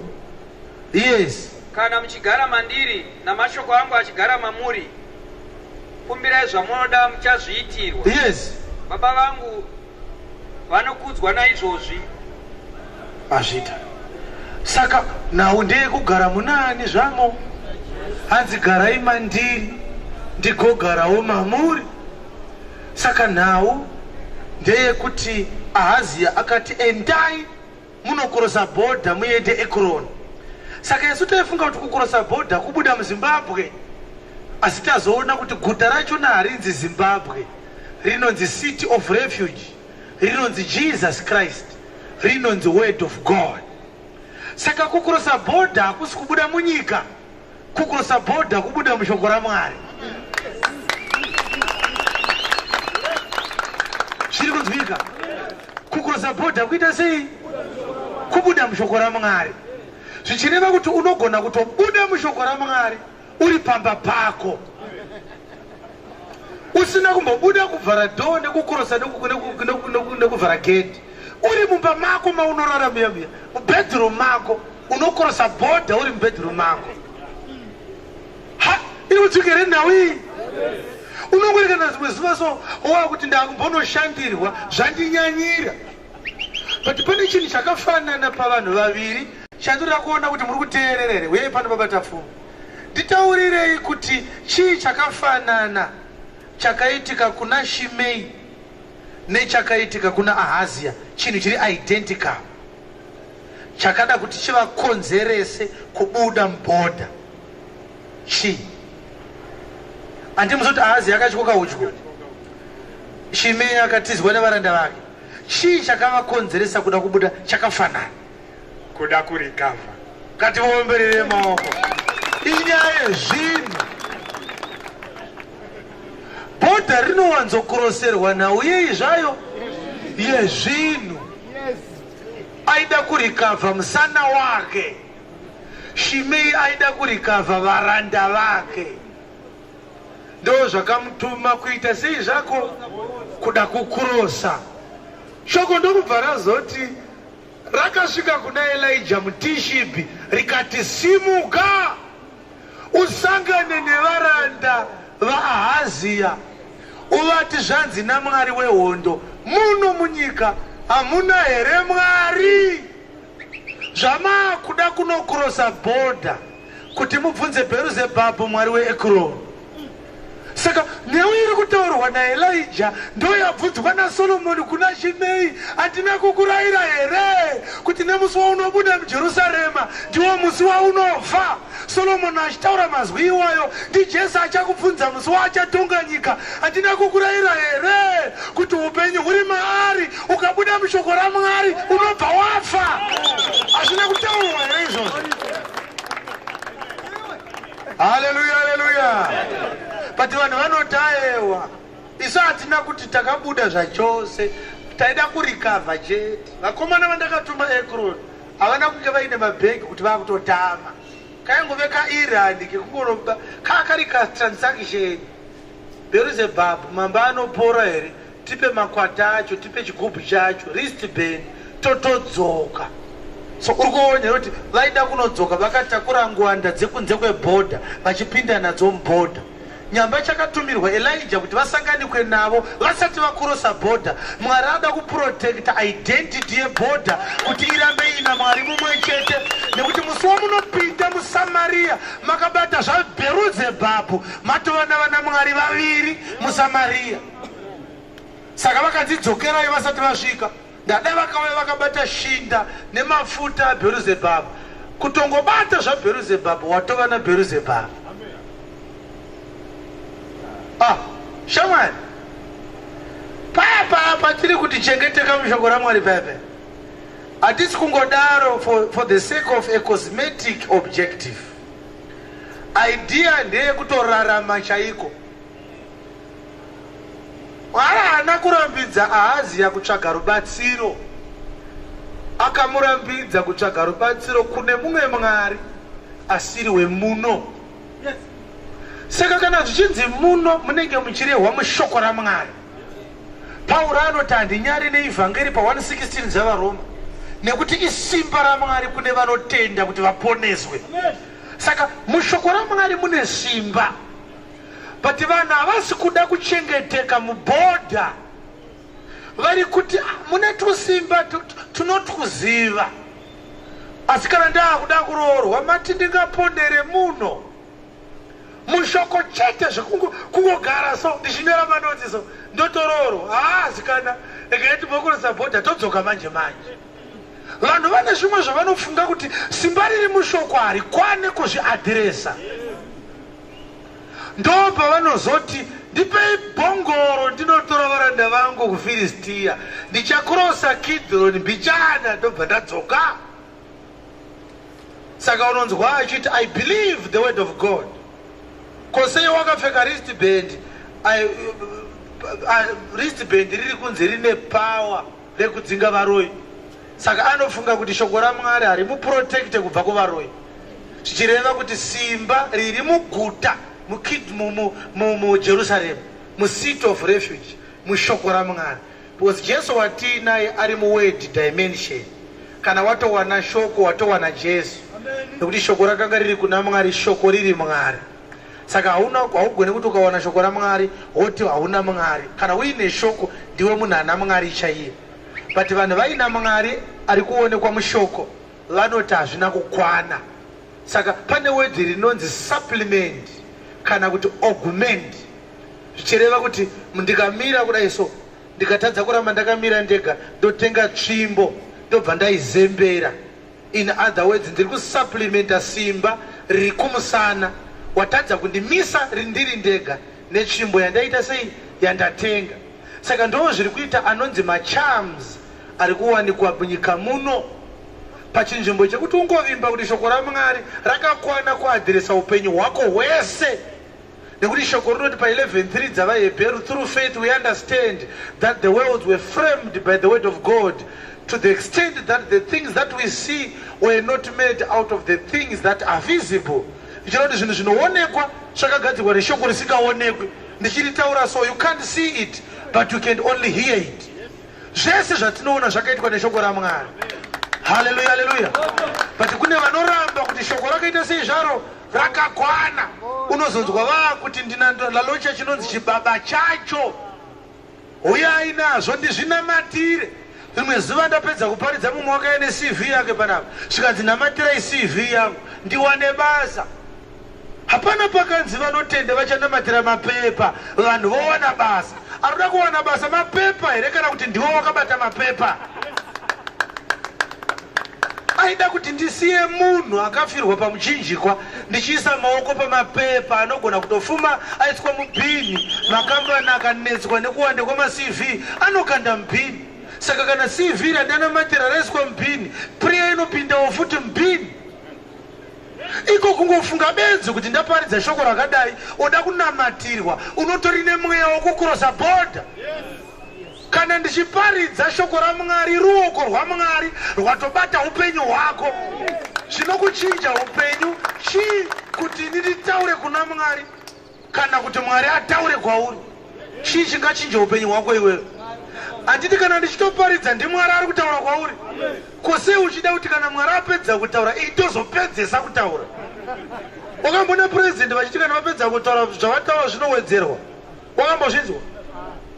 Kuti vamunanga kwapedza kuverenga speech yavo so kozosimuka chinamasa achiti ungopamidzira zvangu zvishoma. Wakambozvinzwa izvozvo? Mazwi emukuru anowedzerwa here? Saka kana ndapedza kuparidza kaMwari atopedza kutaura, chii chimwe chauchada futi kubva kwandiri? Une mweya wokukurosa bhodha kaiwewe. Hallelujah, hallelujah. Muda kuenda kuEKRON. Munhu waMwari madii kumboya maita all-night kumba kwangu, zvidhoma zvinenge zviri kundinetsa. Unotoziva kuti zviri kunetsa zvii? Ko wadii kungoita all-night iwewe? Uri kunyatsoziva kuti zviri kunetsa kumba zvidhoma? Uri kuziva futi kuti zvikuda all-night? Ko ingoita ka problem uri kuiziva, solution uri kuiziva, ini unoti dii? Hallelujah, hallelujah. Mwari ngaakusunungure pamweya wechinamato. Uite sezvakaitwa naana Pauro anoti, when I came unto you I determined not to know anything among you save Jesus Christ and him crucified. Ive nechinangwa chimwe chete kana uchiuya pano ndiri kuuya kuzonzwa shoko raJesu Kristu chete. Musanditungamirira kukurosa bhodha. Regai ndigare muJerusarema, regai ndigare mucity of refuge, nekuti kunze kweguta kuna avenger of blood. Haleluya, haleluya. Ungadai uine nzara yekuti ndoda kudzidza shoko raMwari. Even wapedza kunzwa shoko raMwari, nzara yako ngairambe ichikura. Tikada kutaura zveshoko raMwari unobva watanga kuenda so. Asi tikati pane zvandaudzwa naMwari, pane chiprofita, nzeve dzako dzinomira kunge dzechivhunambwa kudai so. Uzakatsuro kanonzi ruvhunambwa kake chakakura pakari nzeve. Kamiri kacho kadiki so. Pati mazinzeve akakura unga madhiche tractor so. Zvoti kana mboka dzikatandanisa dziri dzikuona mazinzeve iwayo chete. Ungati ane nyama manzeve iwayo haadyiwa. Haleluya. Funzare pasati pakuti karuvhunambwa unokaziva here. Tichakakurira kumushaka tozviziva. Karuvhunambwa ukaenda nemboka dzisina experience dzinofa dzese dzisina ukabata. Kanomhanya kakananga muti kane kakasimudza nzeve so imboka dzese dzingoona nzeve. Kanomhanya fast kakasvika pamuti kakada unodhuma muti so kunoti nzve korarisa nzeve dzinoperera pamuti. Ndotanga kuti chanika so kuti hamuna zvakanotiita ndozvakanoita dzinopera 6 imbwa. Tsemuka musoro nepakati nespeed dzarovera padombo kana pamuti. Ndozvakaita vamwe vedu vane mazinzeve anenge eruvhunambwa.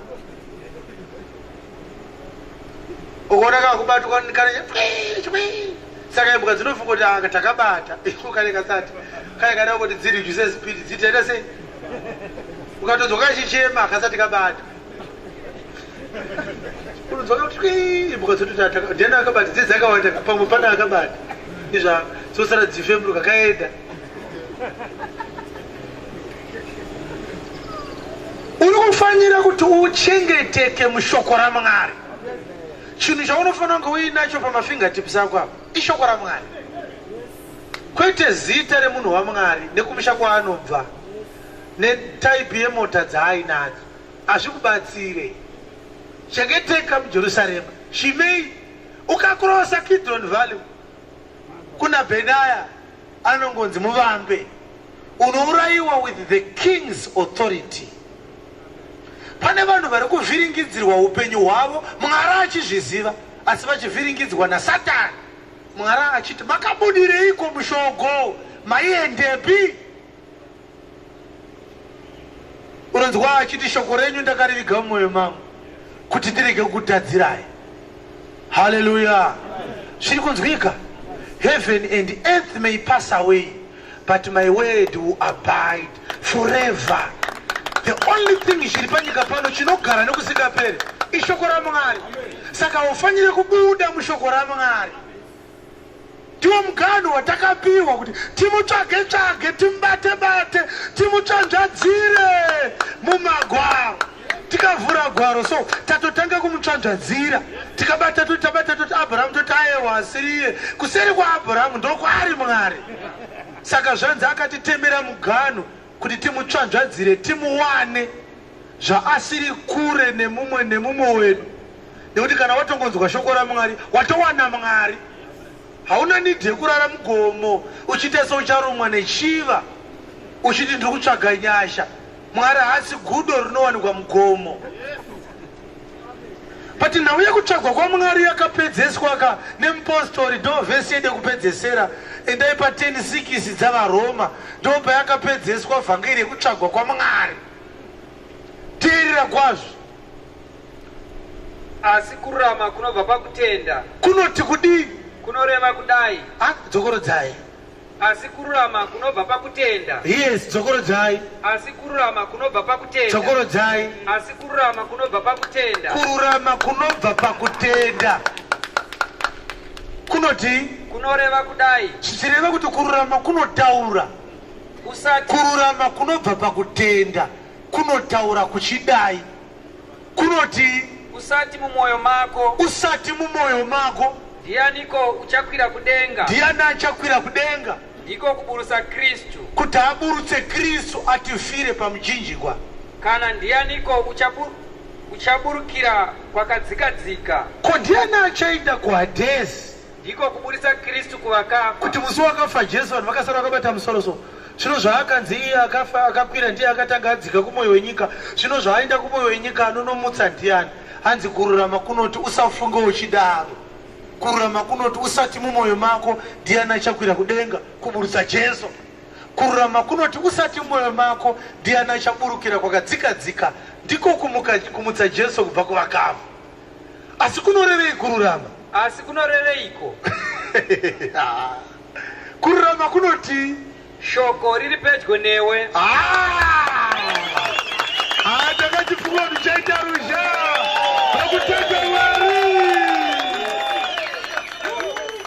Kururama kunoti shoko riri pedyo newe. Ndiro shoko ripi? Mumuromo mako. Shoko riri mumuromo mako nomumwoyo mako. Shoko riri kumweya wako. Ndiro shoko rokutenda ratinoparidza. Saka uri kuona kufanana kwadzakaita. Mabasa 17 yati mutsvadzadzire hasi kure nemumwe wenyu. Romans 10 yati shoko riri pedyo newe. Hati riri pai? Shoko riri pai? Saka unoda kukurosa bhodhi wachienda bro. Hatiti shoko wanaro. Wakwira bhodhi here. Kana ukaona disk hatiti shoko watoonaro. Kana ukavereka Bible hatiti shoko watoonaro. Kana ukaenda paSoundCloud hatiti washoko watoonaro. Kose uchivunga kuti ndiani achakugwirira kudenga kunoburitsa Jesu kubva kudenga iko. Kana kuenda kumwoyo wenyika kunomutsa kuvakafa sho. Hanzi usafuke izvozvo. Saka munhu anouya munhu waMwari ndingaite sei kuti Mwari andinzwe. Watotanga zviri kunzi kururama kuri kuti usafuke uchidaro. Sei uchifunga kuti pane zvaunofanira kuita kuti uwane Mwari. Saka ndosidha mari munhu waMwari ndataya kunamata zvaramba ndanga ndati ndikupei kamari inini manje. Handindida kupa Mwari saka indini Mwari. Wadingotumira wega.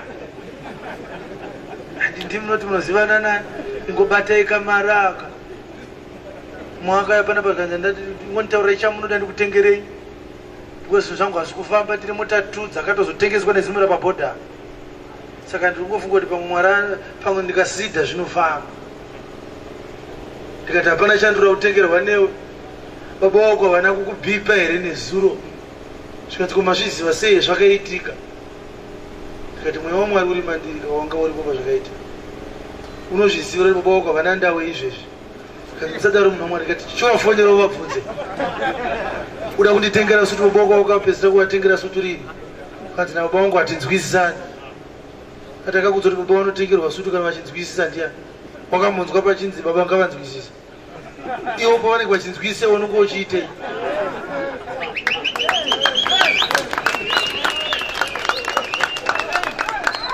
Ndokubva ndamuti kwira bhazi unoyanana nababa vako. Mari yaungoda kunditengera ye inonditengera baba wako. Watopedza.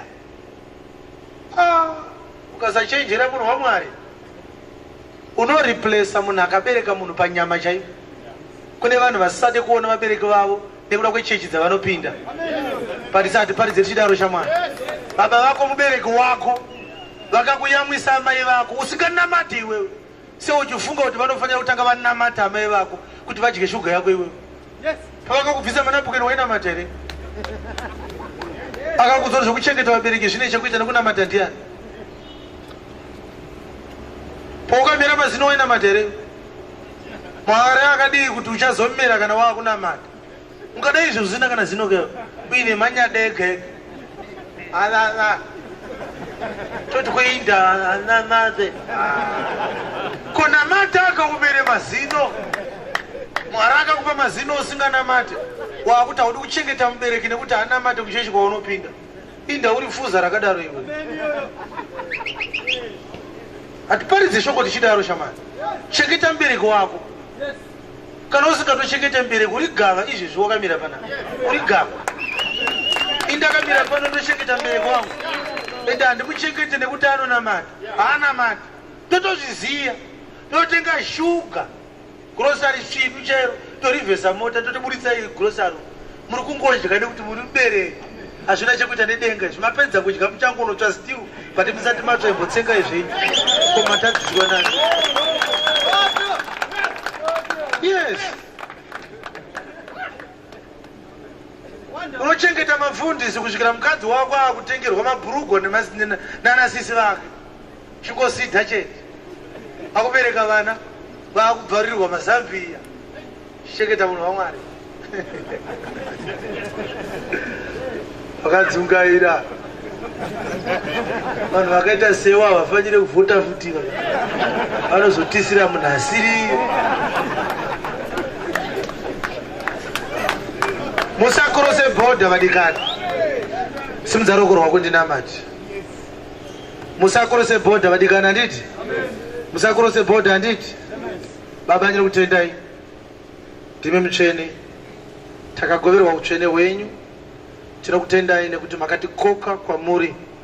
Makati kwatiri uyai ndikuzorodzei. Tiri kuona zororo remweya yedu from all the toiling that we had done in the past. We salute you, Lord.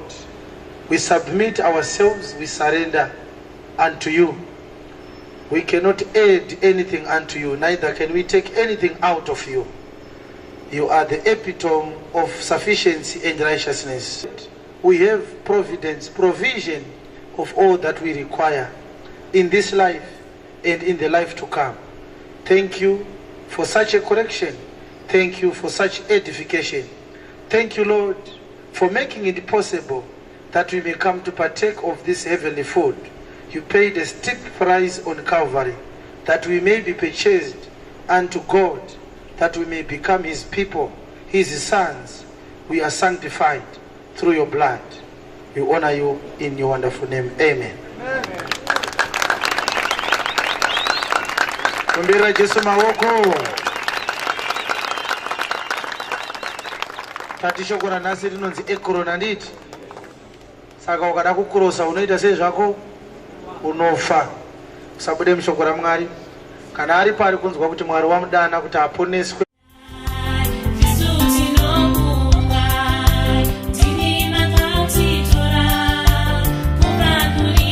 Kristu tinokutenda, Kristu tinokuonga, timi makatitora kubva kurima. Kristu tinokutenda, Kristu tinokukudza, timi makatitora kubva